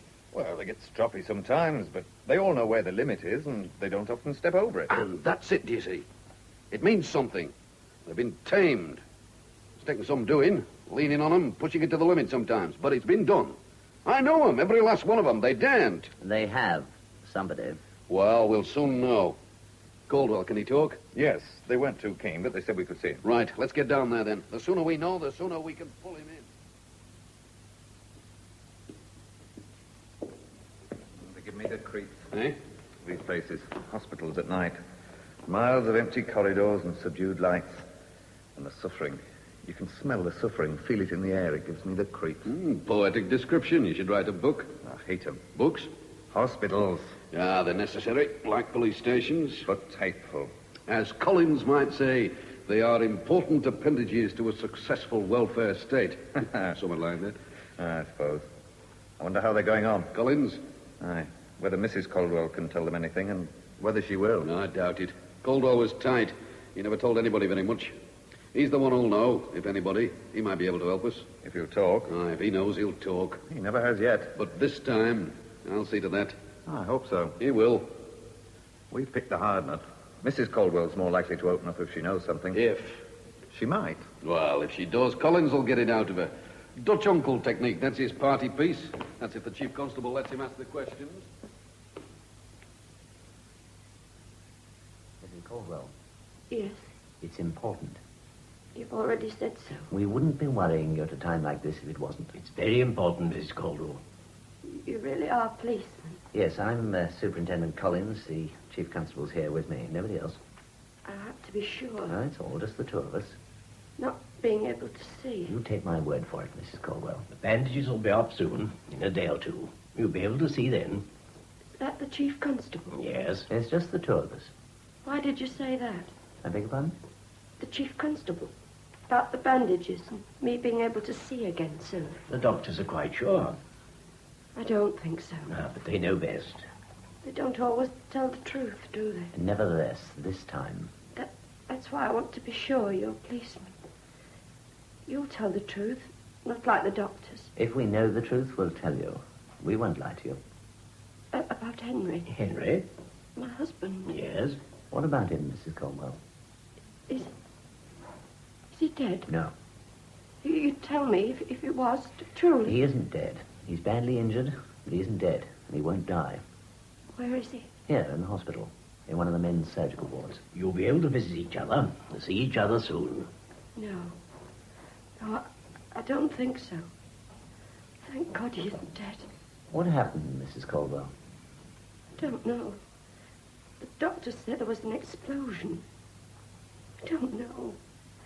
I was in bed, asleep. Go on. I don't know. Then I was here, in hospital. I couldn't see. I had this pain in my head, my eyes. I don't know. I don't know what happened. This isn't a social visit, Caldwell. Isn't it? Don't be smart. Not this time. Have some sense, man. Help yourself by helping us. Oh, go home, Inspector Ruff. Go home and go to bed. You're wasting your time. Can't you think of anybody but yourself? Not even your wife? What about my wife? She's blind, Caldwell. She'll never see again. That's what you say. Not us, the doctors. Again, that's only what you say. All right, ask them. Ah, they'll say what you've told them to say. I know you, Lewis. You'll back bluff with more bluff. No, not this time. Ask your wife. Ask her when she's walking around with a white stick. See if that's bluff. Doesn't it mean anything to you, Caldwell? Your wife's been blinded. Doesn't that mean anything to you? Of course it does. If she's blind... She is. Then it means something. Somebody's going to pay. Who? Oh, don't be stupid. Who? I collect my own debts. And the price? Huh? What valuation do you put on your wife's eyes? Now, don't push it, Raph. Not even you. Oh, big talk. You think so? From where you are, you couldn't collect anything. Well, you should worry, as long as you're not paying it. Who is? I've already told you, haven't I? I collect my own debts. Oh, stop kidding yourself, Caldwell. You're finished. You couldn't collect dug ends from a gutter not after tonight. No? That's how we see it. Well, wait till I get out of here, then. We'll see whether I can collect or not. Not from the crowd who blew your clip joint up. No? They're too big for you, lad. They'll chew you up and swallow you. You'd like to think that, wouldn't you, Lewis? I know. Like you think you've got this town in your pocket. Oh, my aching back. There's things that happen here. Make your teeth drop out if you knew. What? Don't make me laugh. Look, I'm not playing for laughs. Now, when a man's been killed and a woman's been blinded. Well, ask some of your team narcs, then. They might know. But they are happening. Huh? These things you're talking about. What things? Your club was blown up. It was an accident. We don't think it was an accident. We think maybe gang warfare. Oh, yeah. And you haven't got a gang, Caldwell? No. Oh, don't try kidding me. I know. A couple of bouncers and a strong-arm floor manager, that's all. That's not a gang. I've got money. I can buy one. Try it. You're dead from the starting gate. They'll drive you into the ground before you get organized. You're a 10-to-1 loser, Caldwell, and you know it. You've only got one way out.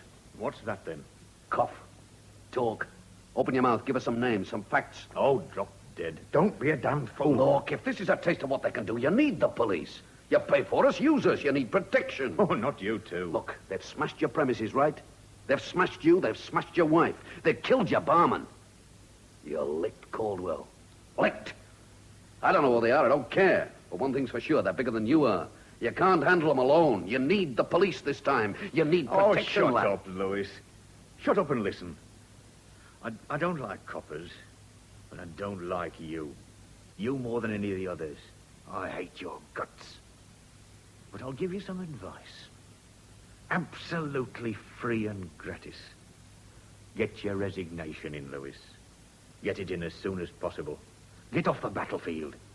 Otherwise, you'll get hurt. And that goes for anybody who tries to interfere between them and me. Understand? Anybody. Oh, yes, they've set the pace, but don't ever think I can't keep up with them. They play rough, and that's what they think. They don't even know what the word means, but they'll learn. Oh, my God, they'll learn. So, therefore, we must ask you some questions, Mrs. Caldwell. I can't answer them. I don't know. But you will if you can. It's important, very important. I don't know. I honestly don't know anything. Your husband was the proprietor of a gambling club, the Golden Slipper. He's not a bad man, sir. Whatever you say. Now, please don't get upset, Mrs. Caldwell. Nobody's suggesting other than your husband is a very fine man. By his own yardstick. You see? Yardsticks vary, madam. Nobody's ever achieved success without making enemies. Your husband's a very successful man. Everybody likes him. Everybody I know. Not everybody. Yes. Not whoever threw the bomb. The explosion, Mrs. Caldwell. It wasn't a gas main, anything like that. It was quite deliberate. Somebody who didn't like your husband, threw a bomb at the club. Well, therefore, it's untrue to say that everybody liked him. A bomb? But that's... It's murder, madam. It's also other things. I'm sorry, Mrs. Caldwell. We have to break bad news sometimes. It's never easy. But Henry... Your husband's alive and well. Knocked about a little, but alive. And so is the man who threw the bomb. He could throw another and another. We want to trace him before it gets to be a habit. We want your help. I don't know. Henry never told me anything. Why should he? Some people do. Discuss things with their wives. You're the chief constable, aren't you? For my sins. And you dislike my husband. It's there, in your voice. You dislike him. Hate him. Even though you don't know him. No. We're impartial. We don't like, we don't dislike. We're merely trying All to... right. I'll treat you as an adult person, Mrs. Caldwell. You want the truth. Right. The truth is that your husband is at least a potential criminal, if not more. But that's comparatively unimportant. Whoever blew the club up already is a criminal, and a dangerous criminal. And I like to get my priorities right. Get that man, deal with him, then, if he doesn't behave himself, deal with your husband. One wrong move, Caldwell, that's all. You're safe at the moment, tucked tight between the sheets. But don't get any big ideas about what you're going to do when you get out of here. You're going to stop me, is that it? In your tracks, my friend. So don't you start getting bomb happy. Oh, go back to pinches from gas meters, Raff. They're about your size. And what about me? What's my size? Oh, you want to know, do you? I'll tell you, Lewis. Lewis, the big man. Every time he opens his mouth, he breaks wind. That's Lewis. Makes a lot of noise. He stinks. But he's harmless. My God, if you weren't in that bed, if you weren't bandaged up to the eyebrows... If you were as tenth as good as you think you are, you'd know what was happening. You wouldn't be crowding me like this. You'd be out feeling colours. You'd know. All right. We don't know. Tell us. We're stupid.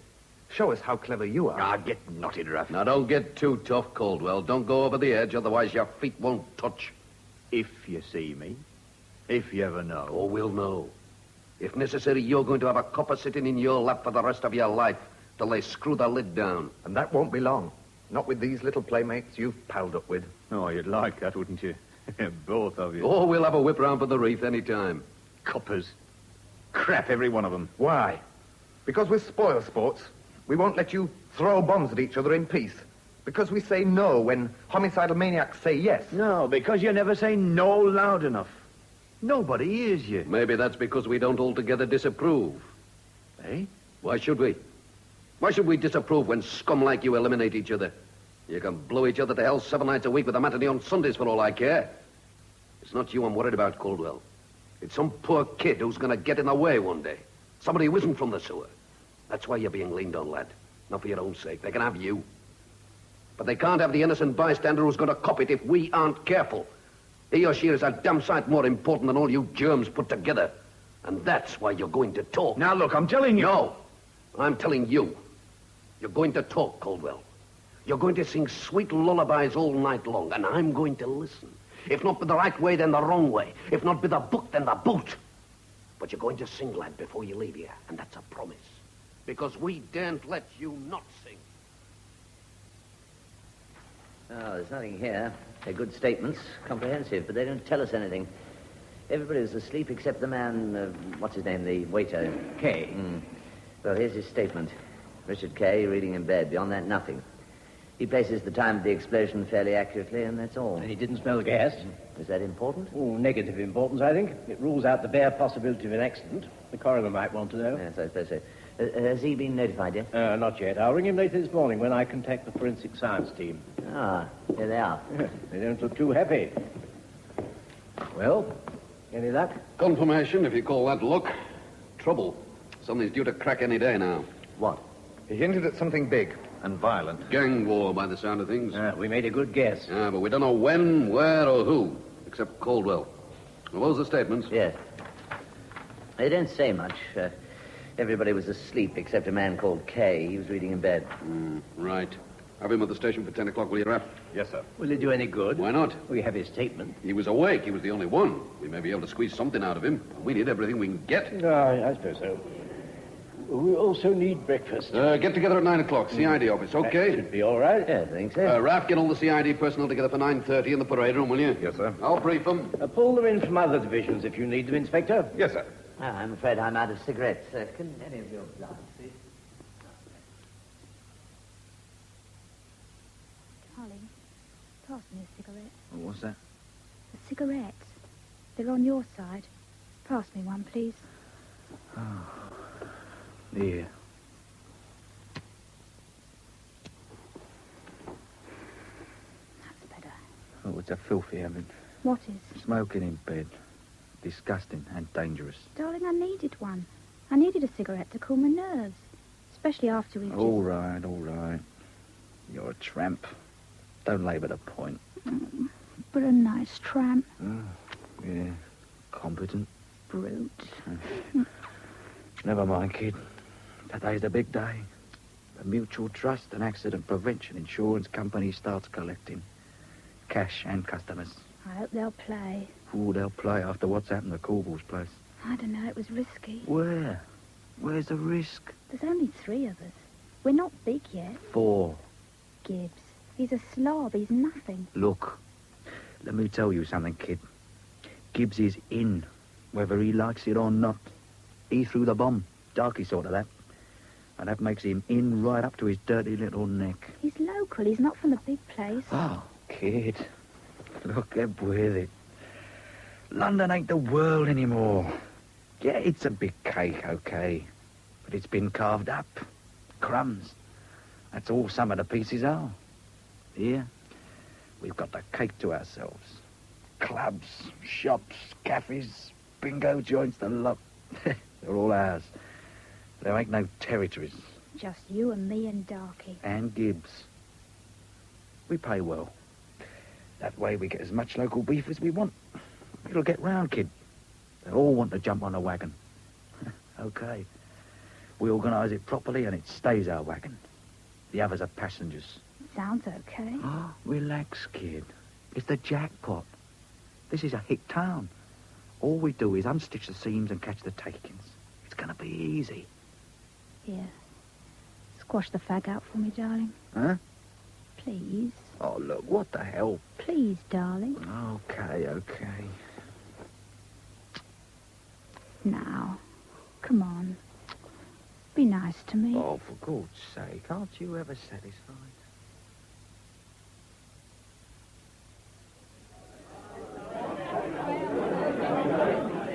Hey, Gibbs, buy me a drink.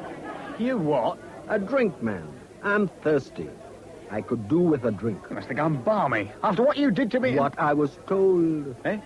I was doing what I was told. Like you, when you threw the bomb. Shut up. Somebody might hear you. Then they might think... What? That you threw the... Shut up, for God's sake. You know, you really are scared. Not just edgy.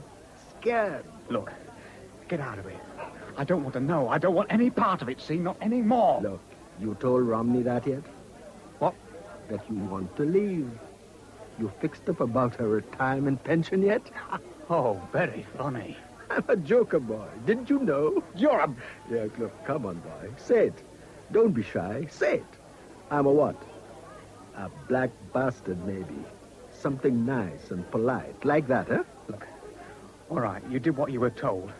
Romney told you, and you're Romney's muscle, but not me. Not after this. I'm not in. Look, have you told him yet? No. Not yet. Well, you should. He likes good news. He'll want to be told. Well, you tell him, eh? Me? You know him. Yeah. That's why I don't tell him. He's got to know. But you'd better tell him. You'd better be wise. Will he, I mean, what's he likely to do? When you tell him? Yeah, what's he... Go crazy? Fix you? I don't know. Nobody knows with Romney. Except he won't like it. Oh, my God. You know, you should buy me that drink, Gibbs. It would be nice. Buy me a drink while you can. When he gets back, you tell him I've slipped home for a wash and a shave and a bite to eat. I'll be back in about an hour. By that time, he should... Oh, yes, sir? Can you spare me a minute in my office, please? Yes, certainly, sir. Sit down, Sergeant. Yes, sir. I take it you know what's happened at the Golden Slipper Club? Aye. Yes, sir. Inspector Ruff mentioned it. It's a bit of a handful, isn't it? Gangs, bomb throwing, it's... Well, like I say, a bit of a handful. Detective Chief Superintendent Lewis has expressed an opinion that none of our local criminals are responsible. Yes, sir. Well, he usually knows what he's talking about. Yes, sir. Well, that means strangers in the district. You mean travelling criminals? No. Somebody who's come to live here, who's crossed swords with Caldwell. But somebody we don't know. But who lives here, in a hotel or a house. Well, we start with the houses. They'll take less time. If we draw a blank, we can try the hotels. I'm sorry, sir, I'm not with you. Get some men, Sergeant. The older men who know the district, know what's going on. Handpick them, brief them personally, and tell them to report to you and nobody else. I want to know every house that's been sold in, well, say the last 6 months. When it was sold, which agent dealt with it, and where possible the name of the buyer and where it came from. It's a tall order, sir. Well, take them off the beat. Keep them in uniform if you like, but let them work where they want and when they want. It's a bit unorthodox, sir. Yes, I know. That's why it might work. If you say so, sir. Look, this thing's happened in our division, Sergeant. Don't forget that. Personally, I don't like it. No, sir. To tell the truth, neither do I. Right. Well, it's up to you then, isn't it? You and the beat men. Yes, sir. Leave it to me, sir. I'll unpick them and keep you informed. Thank you, Sergeant. Oh, by the way, have the others arrived yet? Oh, yes, sir. They're in the CID office with the Chief Constable. Mr. Lewis came shortly after Inspector Ruff. A conference, I think. That's what we're here to decide. As I see it, it's simple. Simple? Well, basically, we've got to jump in first. Knock 'em dizzy. Stop 'em from getting organised. Well, once we know who they are. Caldwell's one of 'em. That's a start. He's not being left, I hope. There's 2 men sitting with him day and night, sir. Nobody can get near him without us knowing. And his wife? There's a policewoman with her. Oh, I don't think they'll touch her. This is a man's game. May I join in, please? What? This man's game, whatever it is. May I join in? You're late. The conference was for 9 o'clock. My apologies. I have a division to run. You've not missed much, Superintendent. A reiteration of principles, that's all. You got the men waiting to be briefed, have you, Inspector? Yes, sir. They're in the parade room. Right. I'll be telling them, but I'll tell you now, so you can chase them into some action. Every narc, every informant, professional or amateur, I want them all seen. Leaned on if necessary. I want the name of every comer in, his form, his reputation, and where he's from. And if they're too scared to talk, it's a possibility. Make them too scared not to talk. That might take some doing, Lewis. Whoever we're after's committed murder. Inadvertently. Eh? The killing of the barman. A byproduct of the destruction of the club. It's a possibility. Well, the only reasonable one, surely. A possibility. No more than that. Oh, come now. You're not suggesting that whoever threw the bomb might have been out to kill the barman? No, not the barman. Caldwell. Oh, no, not even Caldwell. The odds against success were too great. Well, they obviously didn't care whether they killed anybody or not. But that's not the same thing. They were after the destruction of the premises, not the death of the proprietor. It's an opinion. It's worth considering, but it's pure guesswork. No, sir. Huh? No, sir, it isn't guesswork. It's a fact. Caldwell told us. What? What did Caldwell tell us? He wouldn't even tell us... Not the name in of the so many people. words, no, but when you warned him he might need police protection, he said something about not you too. Protection? protection racket. It fits the fact. By God, if I thought that... He refused to pay, so they blew his place up. Somebody's moved in on us, sir. Not our own crowd. I'm as sure as you are of that, but somebody, and they're working the protection racket. By hell, Caldwell described it as a battle. It's going to be more than that. It's going to be a bloody war. And we'll start things off by briefing the troops. Come on, Raph. Let's get into that parade room. So help me, I'll tear this town inside out. But I'll find something or somebody. All about you, Bill. Right, forget your beat duty for today. Get down here as soon as possible. There's a job for you. Aye and all, never mind. Please.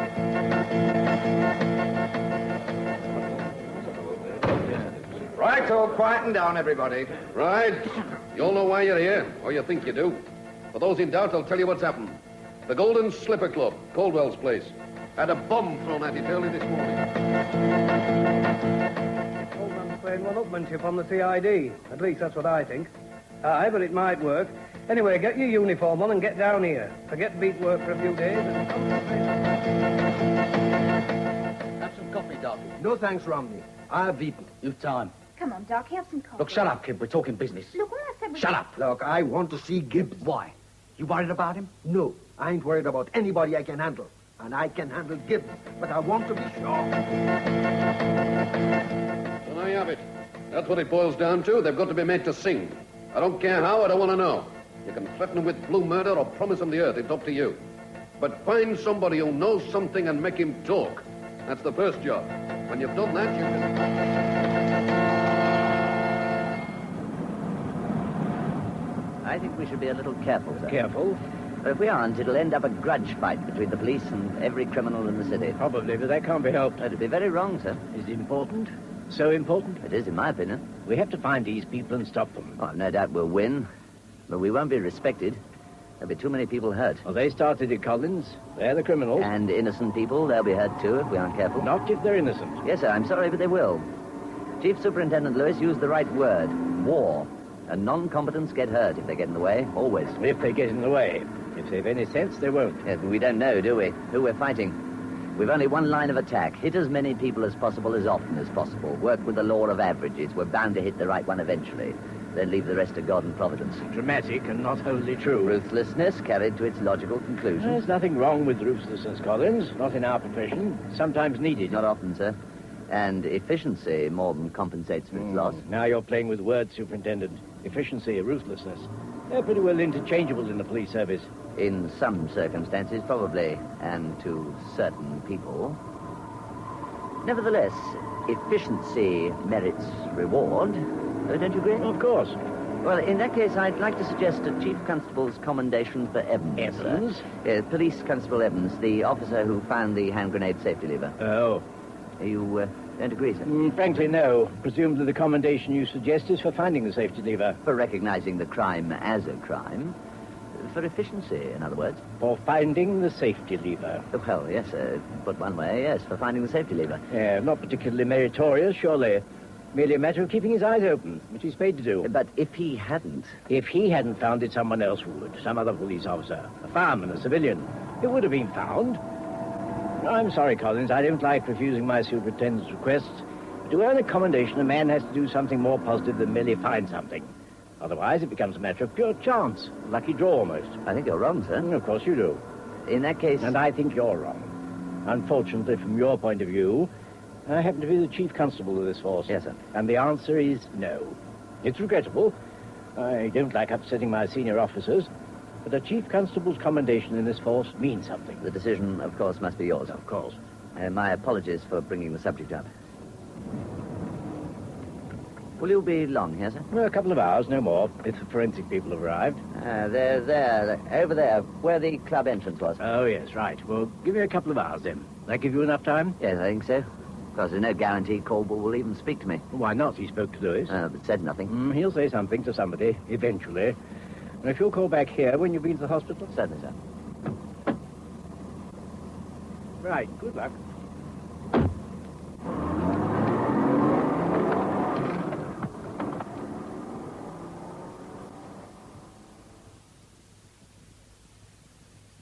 Are you ready for him, sir? Uh-huh. What do you say his name is? Kay. Richard Kay. Ah, yes. Now, don't forget, no kid gloves. He might know something. If he does, we want it. I don't think he'll He be... might. And if he does, we're going to have it. If we have to screw it out of him. Yes, sir. Right, let's have him in. Come in, Kay. Richard Kay. Yes, sir. Right, sit down. My name is Lewis, Detective Chief Superintendent. Yes, I know. Good. In that case, you'll know I don't waste too much time on polite small talk. I've heard. Your statement. Yeah? Doesn't say much. But no, there wasn't much to say. No, there never is. Hey? Till we start asking questions. I've already been asked. I'm talking about real questions, Kay. My questions. You see, it's a bit different now, Kay. Different? To what it was. Crime, not an accident. Oh. So that makes it considerably different. Yes, I suppose so. Let's see, you were in bed when the place blew up. Yeah. In bed, but not asleep. Yes, that's right. Reading. Yeah. What sort of book? Hey? Textbook, biography, classic, what sort of a book? The name of the book. Something spicy, was it? Bedtime pornography? No, not that at all. Well, come on then, what sort of a book? Well, a thriller, a paperback. Crap, in other words. No, I don't think it's crap. Forget it, it's not important. Questions and answers, Kay. That's all we're after, not a literary discussion. What time did it happen? The explosion. That's what we're talking about. Well, I don't know, not exactly. The statement says 3 o'clock. Yes, I know. Was it? Well, yes, more or less. You were reading in bed. Yeah. You were awake? Well, of course. Well, was it? What? 3 o'clock.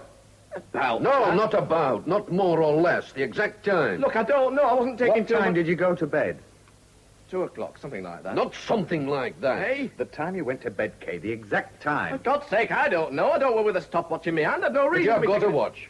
Hey? A watch. Not a stopwatch, an ordinary watch. A wristwatch, pocket watch. You own one. Well, yeah, sure. And it needs winding. What? Winding. You know, it needs winding to keep it going. Of course it does. It's not When? When what? When do you wind the thing up, morning or night? Well, at night. I wind it up Come on. We've struck oil. at night. I forgot. All right. Don't rupture yourself, Kay. Let it come nice and easy. We'll wait. You wound your watch up last night.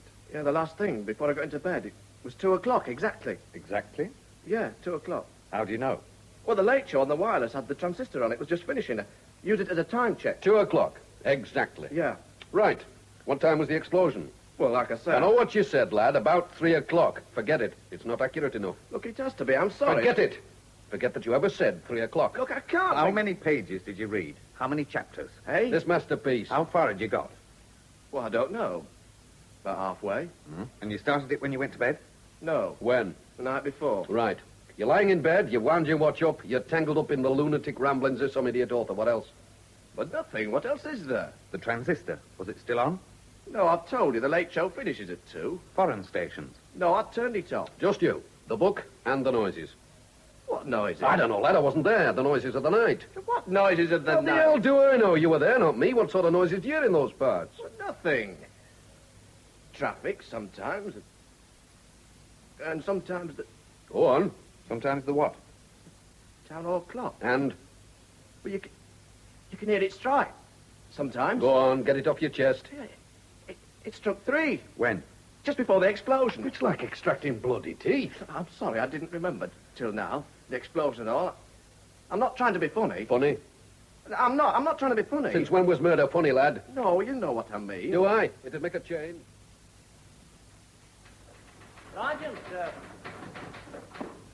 Sergeant, give you a minute, please. I'd like some advice, Sergeant. You know, if you can spare the time. I'll make it short, Taffy. We're up to the neck in it, what with these extra inquiries and all. That's what's worrying me, Sergeant. What's the old man up to? Collins? Well, ever since I found that safety lever, I don't know.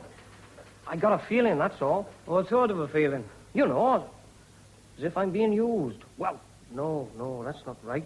Not used exactly. That's not the right word, but you know what I mean. Don't distrust him? Superintendent Collins. You should, Evans, all the way. Oh, look, don't think I'm being disrespectful, disloyal, anything like that. It's just that, I don't know. I got this feeling, that's all. You've never come across anybody like Collins before, that's it. Well, yes, that's part of it. No, you won't. He's a bit of a museum piece in his own way. Doesn't believe in passing the buck as much as most superintendents. Thinks you should clean the muck off your own doorstep, if you know what I mean. Is that why Look, lad, now, take it from me. As an old stager, leave it to Collins, eh? He's not after self-glory, if that's what's worrying you. Oh, no, Sergeant, I didn't And think that. like I say, it's a bit unique as far as divisional superintendents are concerned. It's all for the men, always has been. And that makes a bloody change. You know, to make a very pleasant change, if now and again we could rely upon a little cooperation from people like you. Cops and crooks in double harness, eh? You're not a criminal, Caldwell. Oh, no, ask Louis. I don't have to, I know. You've no convictions. So what does that mean? That you're not a criminal. Yeah, that I've never been caught, that's all. You can ask Louis about that as well. Look, never mind Chief Superintendent Lewis. He's only one man. Ah, but he's from CID. You see, to me, he represents the law. He represents Detective Chief Superintendent Lewis. Oh, Nobody look, else. let me alone, will you, Collins? Oh, I've had a rough time, and I don't want to talk, not even to you. All right, just you wish. Nevertheless, you can listen. That won't tire you. I'll do the talking. All right. Talk if you want to. I can't stop you. Right. But I won't listen. Well, where shall I start? With the club? No, that's not important, is it? The club was insured, no doubt. You'll be able to build a bigger and better club. But what about Jones the barman? Shall I start there? It's a little more permanent than the club. You won't be able to rebuild him, replace him, but not bring him back to life. But I suppose he'll be insured too, bound to be. And if I know you, you'll make his family financially secure. So, strictly speaking, even Jones is comparatively unimportant, isn't he? So, where shall I start? With your wife? With the injury to her eyes? Do you think I should start there? No, look, that's enough, Collins. I doubt whether her eyes were insured. Well, possibly, but I doubt it. And even if they were, I think she's going to need something rather more than hard cash to compensate for the loss of her I'm warning you, Collins. All right, I'm sorry. We'll change the subject, shall we? Let's talk about the protection racket instead. Now, that's interesting enough. I understand it's big business in London. Lucrative, well organized. One of the less pleasant things to come from America. Fortunately, it hasn't reached the provinces yet. Or has it? Nothing doing, Copper. You know so much. Okay, go ahead and find the rest. Won't be easy. Hard luck. Well, not without your help. Which you aren't going to get. Oh, that's a great pity. Now, please don't misunderstand me, Caldwell. I appreciate your feelings, of course I do. You're a proud man, red-blooded. You have a certain status to maintain. Therefore, you want to even the score, to fight these men personally. I've no doubt you realize the danger, the personal danger. You might even get killed. Well, that's a risk I'm prepared to take. Oh, of course you are. As I say, I understand. But it is a gamble. A big gamble. A terrible gamble, really. A blind wife for a blind widow, but of course you'll have weighed the pros and cons. Now, knock it off, will you, Collins? It's a gamble I personally wouldn't care to take. The stakes are too high. But then I'm not as tough as you are. Or as stupid. Don't be so stupid, Kay. And don't think we are. I'm not. Caldwell ran a clip joint. No. No? A gambling club. A clip joint. Look, it was legal, well run. It was a clip joint. Haunted by every hook in the district. You've no right to say that. Right? Don't tell me about right, Kay. Not here, not now. This is a murder inquiry, and more. My rights are pretty all-embracing, you know. They stop at the assize dock when the man we're after faces a judge and jury. Caldwell was a good employer. Was he? Have it your own way. He employed you as a waiter. Yes. Where? In the restaurant, mainly. But elsewhere, too? Sometimes. Where? The bar, the cocktail lounge, the gaming rooms. Anywhere, in fact. Well, yes, I suppose so. It depended where the customers were. If they were in the bar, I'd be there. So you'd know who visited the place? Well, I knew some of the customers. A lot of them were respected citizens. But not necessarily respectable. Look, I don't know about that. You saw the visitors? You were there, around. I saw the customers, of course I did. Not just the suckers. Friends, acquaintances of Caldwell. Well, yes, some of them. And the strangers? Eh? Which strangers? Any strangers? Well, I didn't know everybody. You could move where you liked. Where I was needed. Which means where you thought you were needed. Where you liked. You've got eyes, lad. Presumably you used them. I knew a lot of people who visited the club. What about the others? What others? The people who came to see Caldwell. Not customers. They came every day. And? I don't know what they came for. What about the last month or so? Strangers who come to see him. The strangers came every day. He wouldn't like these. I keep telling you, I was only the waiter. He didn't confide in me. He didn't tell me anything. But you'd notice. They'd upset him. It would show. Within the last month or two. Look, I don't want to get Caldwell into trouble. He's already there, lad. And you'll be with him if you aren't careful. Why? I haven't done anything. Let's get back to the strangers. Which strangers? You were going to tell us. No, I didn't say anything about strangers. The ones that upset him. I don't know. Come on. What? I don't think I should. Not without seeing Caldwell first. Right, please yourself. Charge him, Raff. Then sling him in the cells for the night. All right, Kate. What? Come on, don't waste any more time. Let's have you downstairs. What the hell am I supposed to have done? Obstructing the police. You'll have a chance to fanny the magistrate tomorrow morning. Come on, Kate. We've better things No. to do. All right. It's all right to us, lad, either way. Look, I'll tell you what I know. That's all we want. Well, it won't mean anything. Just start talking about the strangers. Well, I don't know the names. Describe them. That'll be enough. Well, it was about 3 weeks ago. 2 of them came. Just the 2. And they looked rotten. You know, troublemakers. They came to see Caldwell.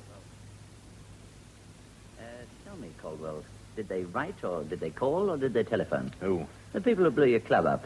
The men you wouldn't pay, the protection boys. I don't know what you're talking about. You know perfectly well what I'm talking about. Don't be a fool, Caldwell. You haven't got the sense to think of yourself. Think of your wife. Will you leave her out of it? Oh, I wish I could, but I can't. Unfortunately, she's already in it. More than you are. But I didn't put her there, you did. When you refused to pay protection money.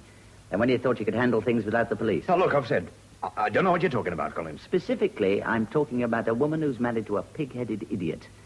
I'm talking about a woman who's lost her eyes because her husband lost his sense of proportion. And who's likely to become a widow for exactly the same reason. That's what I'm talking about. Will you knock it off, for God's sake, knock it off. Do you want to die, Caldwell? Oh, now that's a damn fool Do you want your wife to be a blind widow? Collins, for She's God's halfway sake. there, you know, if Will you that's what shut you up? want. No, not until you face the truth. Not until you give us a chance. Just one chance, that's all.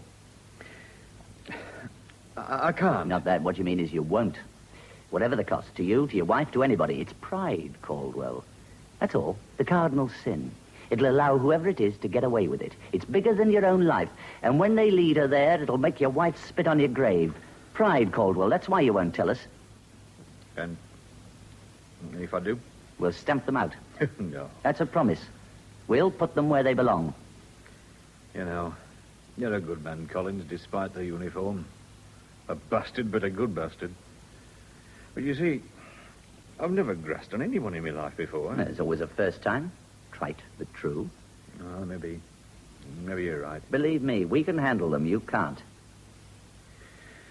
All right, then. The Mutual Trust and Accident Prevention Insurance Society. That's all I know. 2 of them visited the club. The Talker and the Muscle Man. From South. London, I'd say. Didn't give the names, just the firm. Wanted 100 quid a week. Don't worry, we'll find them. Do that, Collins. Fast. Because if you haven't found them when I leave this place, I'll find them. And God help them when I do.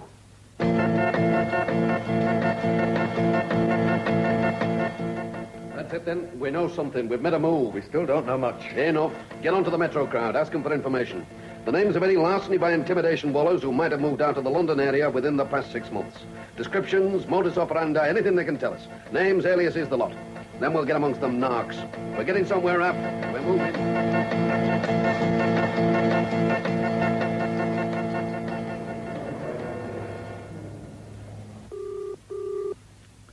Oh, come on. Hello, this is... I know it is. Now listen. Caldwell here. Caldwell? I thought you... Never mind, listen. I've got the law in my lap, and he's left for a few seconds. Now just listen. I've got a job for you. Job? Yeah. The Mutual Trust and Accident Prevention Insurance Society. I want it traced. Whoever runs it. I've never heard of I know you've never heard of it, but I have. They blew the club up last night because I wouldn't pay the premium. Now do you get it? Caldwell, I don't want to... I'm not asking favours, lad. I'll pay. Just trace them. 2. A southern git and his coloured minder. 2 of them. They're here somewhere. Find them and let me know. That's all. No. Sorry, Caldwell. What do you mean, no? I pay. I pay well, you know that. Not this time, Caldwell. I'm sorry. You bit got it. Is that it? No, I've heard things, that's all. What sort of things? You know, things. All right, lad. I'll tell you something else you can hear. There's no offence on this thing, you know. You're either for or against. Look, I don't want trouble. From them or from me? From anybody. Oh, no, lad, no. Not this time. This time you've got to pick your sides. No onlookers. Okay. I have to pick them, Caldwell. I'm sorry. Why, you snivelling, yellow-gutted little... Hello? Hello? What? That, Mr. Caldwell, just about takes you to the clean. What's eating you, Darky? I have a feeling, that's all. Well, what sort of a feeling? I don't know. Just that I don't trust those sort of punks. Look, you worry too much. Maybe he's right. Maybe Gibbs is... Look, shove it, kid. Nobody asked you. Look, he's a punk. He's no good. He's scared, that's all. Maybe too scared. Now, that's not possible, Darky. Not in our business. Nobody can be too scared. Scared enough to sing, maybe? That's what I... Look, shut up. That's what's eating me, Romney. That's what the feeling's all about. Okay. So you know what to do, don't you? Fix it. Make sure he doesn't sing to anybody, ever. How are you feeling, Pet? Henry. Oh, easy. Take it easy, Pet. Don't. Are the police with you? Police? Oh, good Lord, no. Why should they be? Just me and a wheelchair. Persuade them to let me use it, to come and see you. But they've been to see you, haven't they? Oh, yeah. You know, something like this happens. They want to know what might have caused it, how it happened, the usual. Did you tell them? Sure. Why not? Now, don't worry. You're going to be... I'm not worried about me, Henry. You're the one I'm worried about. Oh, look, I'm all right, Pet, honest. A few bruises, bust rib. Nothing much. I'll be up and about in no time. You're a poor liar. Who, me? A broken rib. And you need a wheelchair. Well, not much more. I'll be all right, believe me. Caldwell. The man nobody can tame. What's that? That's what they used to say, isn't it? That you were in those days. But you're getting older, Henry, like me. Now lie back, Pet. Take it easy. You're going to be all I right. loved you for it. Because you were so tough, so unbeatable. You're still lonely, I hope. But not because you're tough. Not now. For a different reason. Because I know you. I'm no pansy. However thinks that. Only stop it. You're like an old stag bellowing its challenge. And you can't. You were top once, but it can't last forever. Meaning I'm finished. No, I didn't say that. You'll always be Henry Caldwell. You'll always be what you were. If you stop before it's too late. Now you're seeing something that we're trying to. Come on, Bet. Out with it. Whoever else I'm tough with.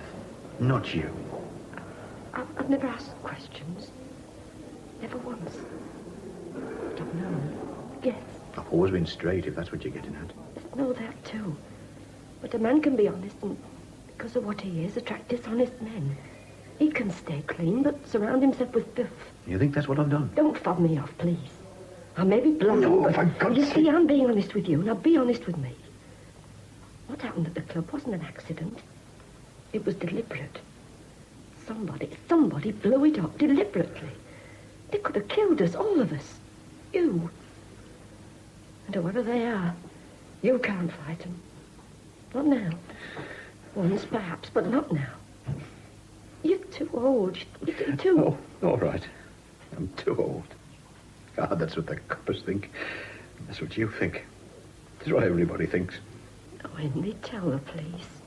Tell them whatever they want to know, for my sake. You're too late, Pitt. I've already told him. Collins, oh, God.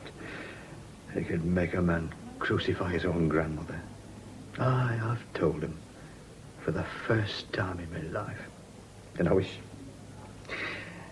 almost wish that damned explosion had killed me instead of Joe. Look, Al, what's that? You want to watch where you're going. I'm sorry, I didn't mean to bump into you. All right. Look, just be more careful, that's all.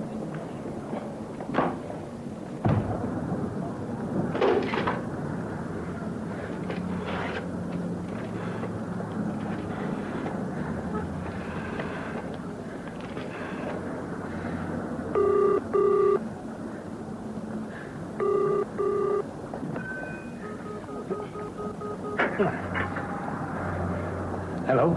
City Police here. Can I help you? I want to talk to CID. Inspector Raff. Hang on a minute.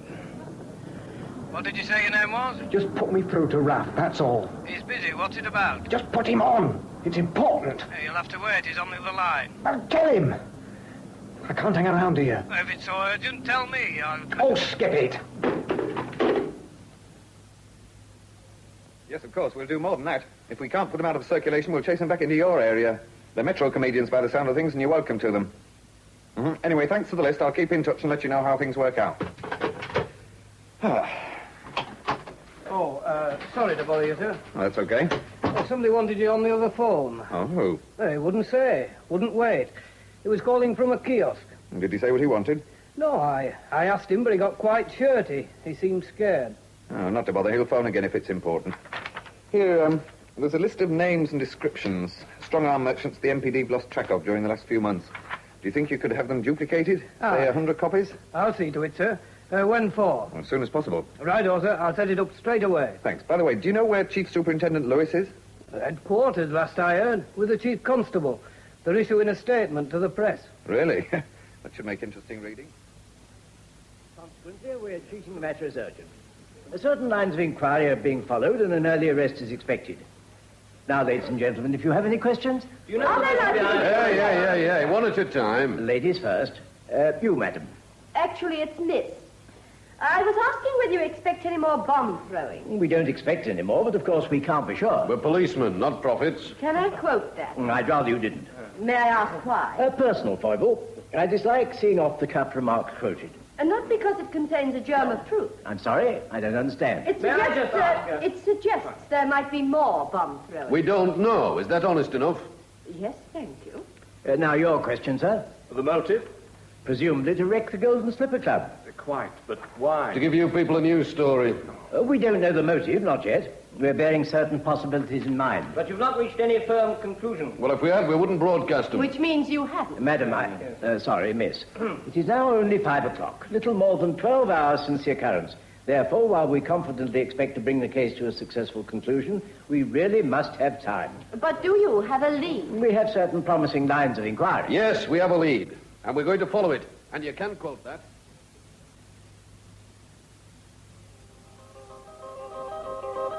I'll switch it off, kid. No, let's see what's Look, on the... off. I want to talk to Darky. Look, I'd like to see Look, what... kid, turn the damn thing off, or else I'll turn it off for good. I'll shove your stupid head through the screen. Okay. He ain't around. You've looked. I want to find him, Romney. I want to find him fast. Sure, I've looked. Maybe he's moved out of town, I mean. No, he's not allowed to move out of town. Not till I say so. Still, maybe. Look, just shut up. She could be right, you She's know. never right. Her mind never moves north of her navel. Hey! Shut up. He's around somewhere. Look, this is his stamping ground. He's small time. Nothing. He wouldn't have the guts to move out. No, I want him found. Okay. I'll try some more. Yeah, find him. And when you find him, croak him. You could be right. You could shoot his big mouth off to the law. I keep telling you, he's canary. He'll sing. Okay. So we can't move till we're sure. So find the bastard. Shove a knife in his belly. Make sure he can't sing. CID office? He's on the blower again, sir. Who? The bloke who wanted to talk to you earlier on. Oh, yes, righto. Put him through.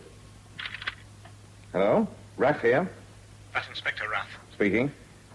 You sure? I've already said. Who's that? Anybody with you? No? Anybody listening on the wire? No. I want to see you, Raff. Who are you? That's not important. I've got some info about the Caldwell Club job. Go on. I want to see you. Where? The Roxy. That flea pit. 9 o'clock. Come in the 2 and 9s. Right-hand side. There'll be some empty rows. There always is. And? I'll see you there. Just one thing. Yes? Don't try anything clever like bringing some friends. Charge office? Did you take that call, Sergeant? Yes, sir. Was it from a call box? Aye, like last time. Same bloke.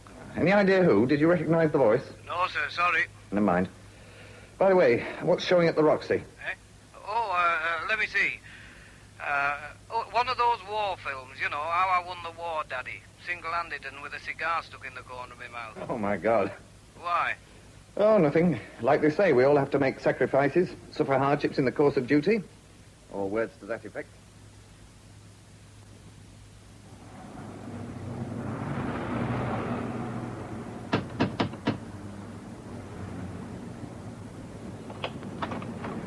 Mother of God, it's you again. He's not back yet. When's he likely to be back? Well, I don't know. He's a grown man. You're his landlady, aren't you? I'm not his keeper. He pays for his room and not bothered when he uses it. Well, I'll wait. Hey, here, wait a minute. Look, he won't mind. Is he expecting you? If not, it'll be a nice surprise, won't it? I don't know. Will it? Well, here's a oneer that says it will. Oh, well, he might not like it. Leave it to me. He won't complain. Well, if you say so. Yeah. I don't know when he'll be back. By the way, which room? Second landing on the right, next to the lab. Is it locked? Well, God, no. We don't run to locks. He's lucky to have a door. Righto then, right. If I see him, shall I tell him you're here? No, it'll spoil the surprise. Oh, yes. You want to surprise him, don't you? We have to accept the press for what they are, Lewis. One of the less pleasant facts of life as far as we're concerned. You mean they can cause trouble? A lot. They can turn public opinion against us, make us unpopular. I don't see it. We'll stay popular just as long as we keep the criminals under control, whatever the news rags say. Nevertheless, I think you should keep your dislike of them a little less obvious. Be a hypocrite, is that it? I don't think it's hypocrisy. Mealy-mouthed, suave. I'm sorry, sir. As far as I'm concerned, that adds up to hypocrisy. Good manners, diplomacy. That's all, Lewis. Kidology. It's all right for the uniform branch. Necessary, maybe. They're in the public eye. But the CID isn't. We're thief-takers. We don't have to pretend we're anything else. No, you're all equal, Lewis. Uniformed officer and plainclothes man. What you wear doesn't make you either a good or a bad policeman. God help us if that day ever comes. Homogenize the old blasted force. I only hope I'm not here. Well, that's a theory I can't subscribe to, Lewis. No, sir. Not openly. Excuse me. Sergeant! Sir? Who's around? Superintendent Collins is in his office. CID. Where's Inspector Raff? I don't know, sir. He didn't say. He went out about half an hour ago. Oh, never mind. We'll be in the CID office if anybody wants us. Yes, sir. Oh, and you might let Superintendent Collins know, in case there's anything he wants to discuss with us. Come in. Oh, yes, Sergeant? The list you asked for, sir. The people who bought houses. Ah, yes, thank you. It's not complete yet, but there's a few to be going on with. Good. Oh, and, sir, there's something else I think you might be interested in, sir. Oh, you're proud. I should be scared, but I ain't. Because I know you're going to make good. Inspector Raff? I know you're going to make good. What's it to you? I phoned you earlier. Did you? Don't mess around, Raff. Inspector Raff. Do you want to know about the Caldwell job or not? I'm listening. But make it short and to the point. I'm enjoying the film. This list here, sir. Inspector Raff asked me to run 100 copies for the CID. What is it? Names, descriptions, aliases, strong-arm men missing from the Metro district. He got them from the yard earlier today. I see, good. Run a few extra copies off, Sergeant. We might be able to use them. No, sir, that's not what I mean. Here, see this name here? Who are you, anyway? That isn't important. It could become very important. Look, I've got info. So you keep telling me.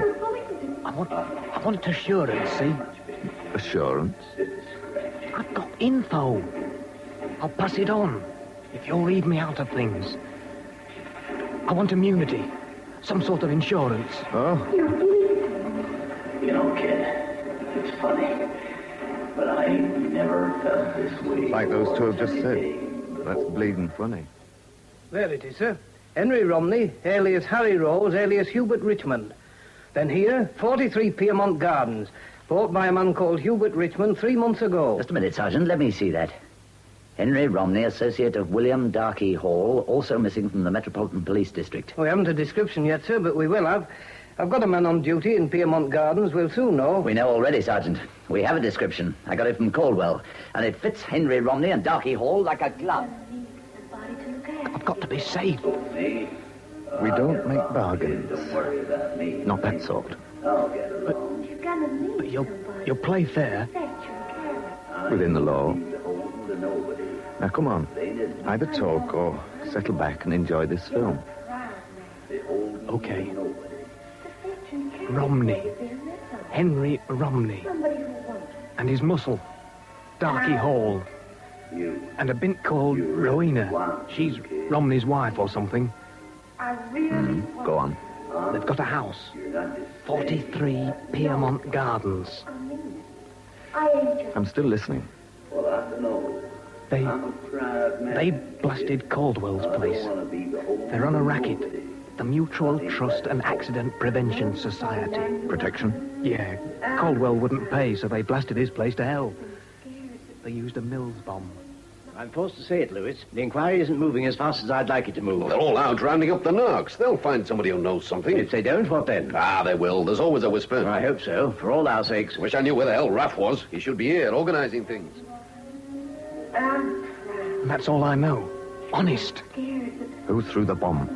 I don't know. Darky Hall, I think. Right. Get out of here. I'll leave after you. Look, you'll... No promises, Gibbs. Just be available. Don't leave town. Do you think it's them, sir? Don't you? Aye, it's possible. It's worth a gamble. Eh? Have you ever arrested a murderer, Sergeant? No, sir. It's usually the CID. Quite. The officer who started it all, the one who found the grenade safety lever. P.C. Evans. Where is he? Off duty. He'll be at home thinking about bed if he's any sense. Call him out. Get him down here as soon as possible. Yes, sir, but... In uniform and ready for trouble.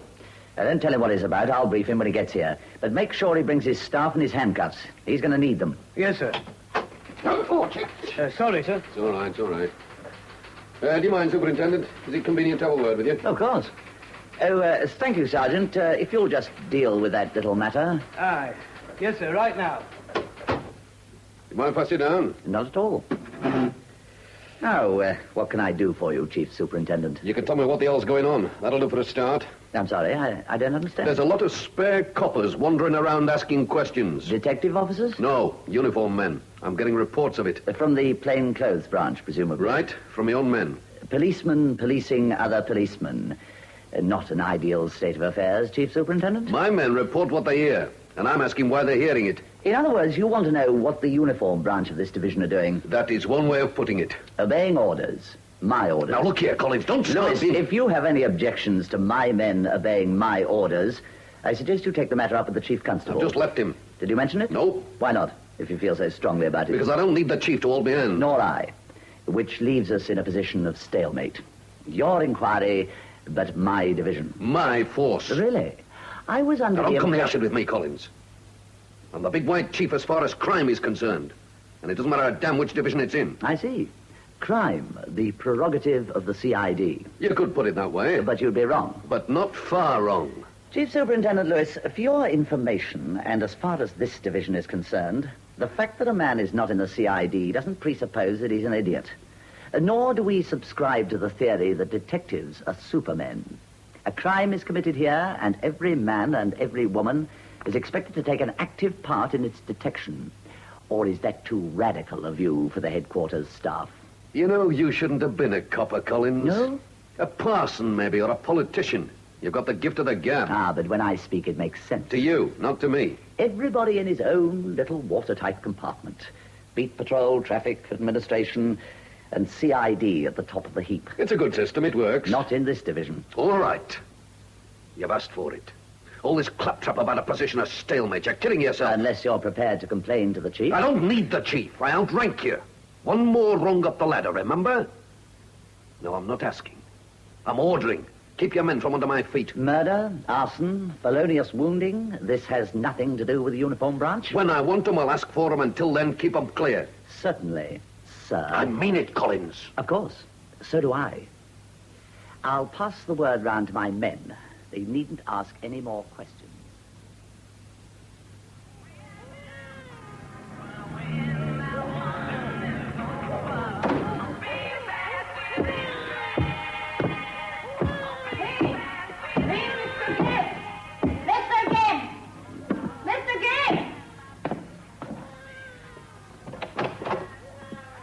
Darky!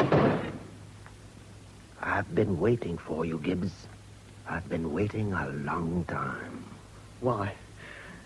What do you want? A quick shift job. We'll all be a lot safer. No. No, Darky. Please. No. Come here. No. Charles, get up. You won't feel a thing!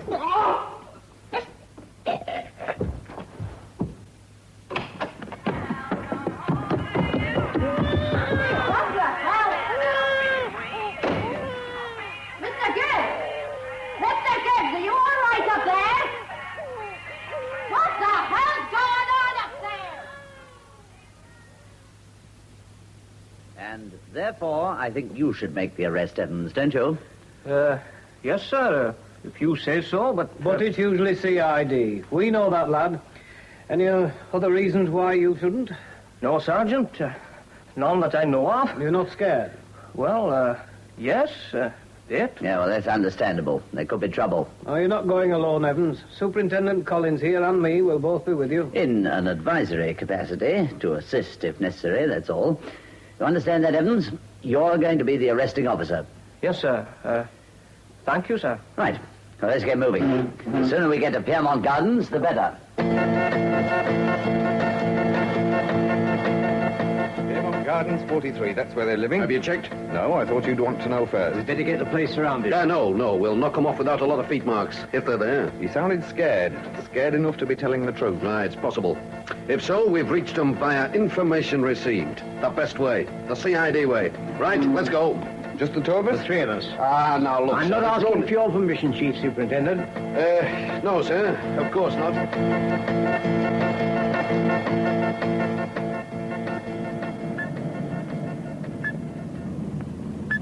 How are you feeling, lad?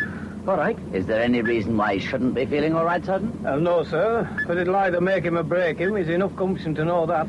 I'm okay, sir. Few butterflies, that's all. Oh, they'll disappear when the time comes. But there is one thing, Evans. Yes, sir? Now, the sergeant here is witness to these instructions. Now, if we're right, if they are there, you will formally arrest them on suspicion of murder. Understand? Yes, sir. I won't let you down, sir. Yeah, I know you won't. But in case of official repercussions, you're only doing what you've been told to do. You've had an order, you're obeying that order. I'll handle any criticisms. Thank you very much, sir, but there's no need. Have you got your stuff handy, lad? Yes, Sergeant. It's here. Right, come on.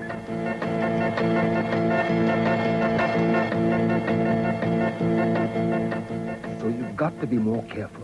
We don't want any more local punks like Gibbs. Look, are you telling me how to run this thing? Look, all I'm saying is we've got to be more careful. Gordy could have landed... Look, shut up, both of you. No, I don't take orders. Not from you, not from anybody. Look, nobody's giving you orders, Romney. Just don't take any more risks. That's all.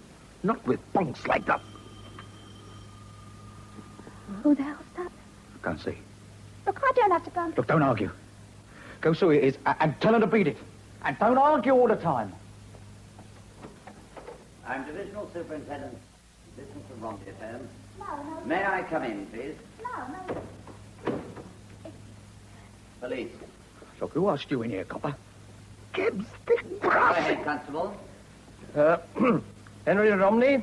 Is that your name? Look, what the place did you You've think been you're asked doing a in question, answer it. Look, get out of here. All three of you. Get out of here before you get hurt. No, Darky, don't start They're anything. the ones, Constable. Say what you have to say. Henry Romney, Darky Hall. I'm arresting you both on suspicion of murder. You don't have to say anything if you don't... Look out!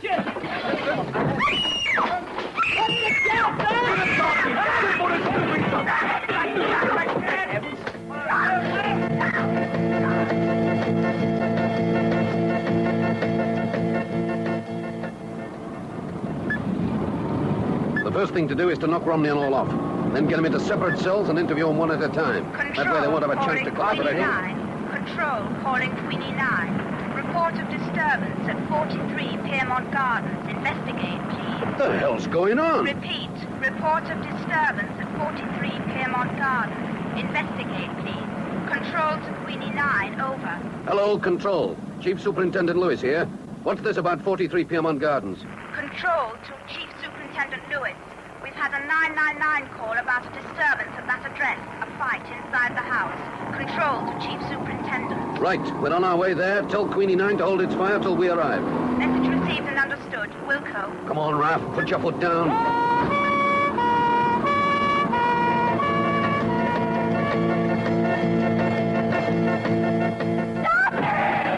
Behind you, lad! Get back to the door, Sergeant. Keep them in the room.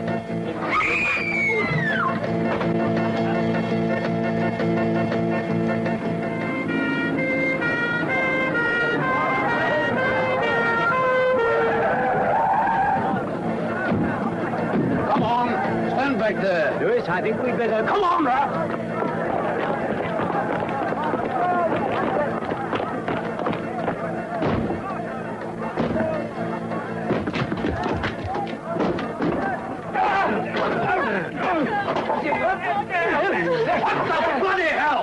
him, Evans! The knife!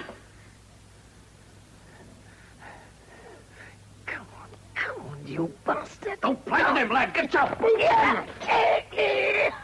Like that. Nice timing, Chief Superintendent. All right, what is all this? Harry Romney, sir. The gentleman in the corner.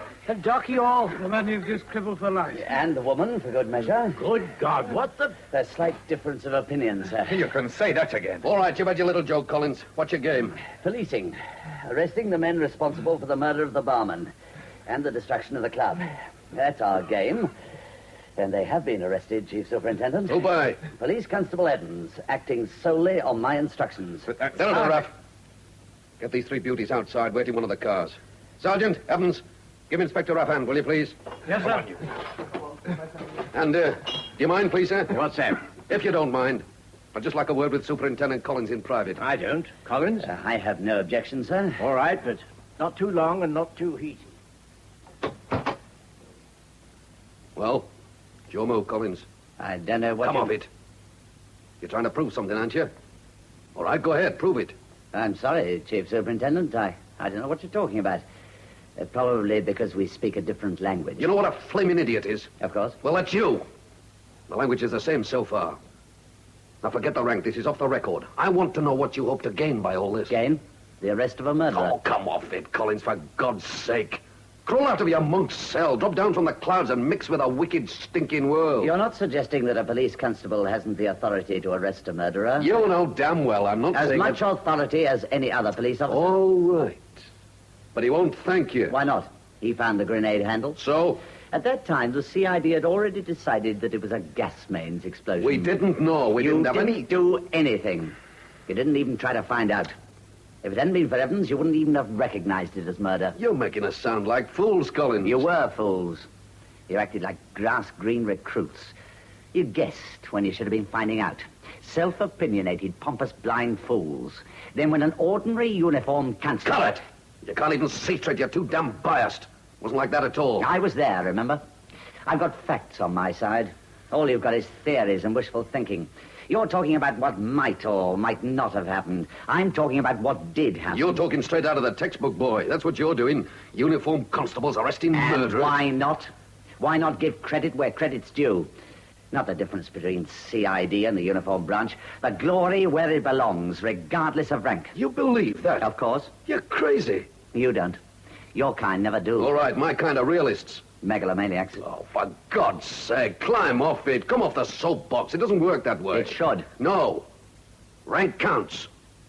If it didn't, there'd be no point in promotion. And for the same reason, police constables do not handle murdering. Your reasons, not mine. Oh, don't be a fool, Collins. I don't think I'm one either. Evans deserves whatever credit and whatever commendations come out of this thing. To say nothing of the newspaper publicity the uniform branch might get. Oh, that too. It wouldn't come amiss.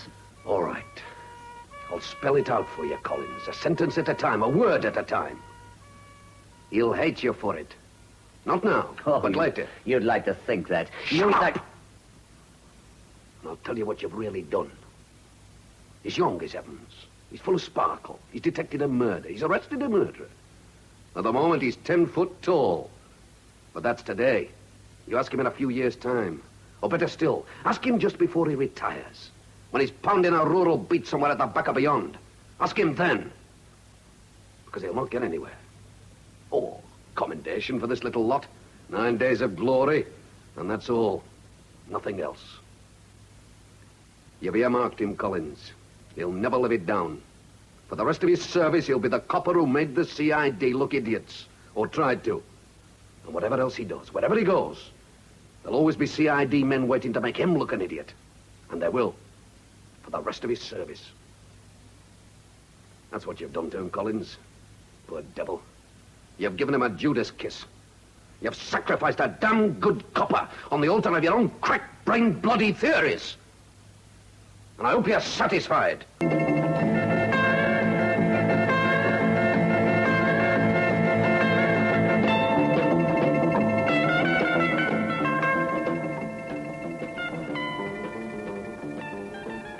In Protection by John Wainwright, the cast was as follows. Detective Chief Superintendent Lewis was played by David Marlowe, Divisional Superintendent Collins by Bob Grant, and Detective Inspector Raff by Roger Rowland.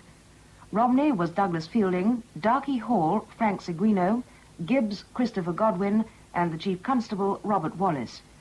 The part of the desk sergeant was played by Graham Rigby, Caldwell Ralph Lawton, Mrs. Caldwell Elizabeth Ashton, and Rowena Nicolette Lee. Police Constable Evans was Brian Miller, and Kay, Robert Peck. The signature tune was composed and played by Trevor Holroyd, and the play was produced in the North by Alan Ayckbourn.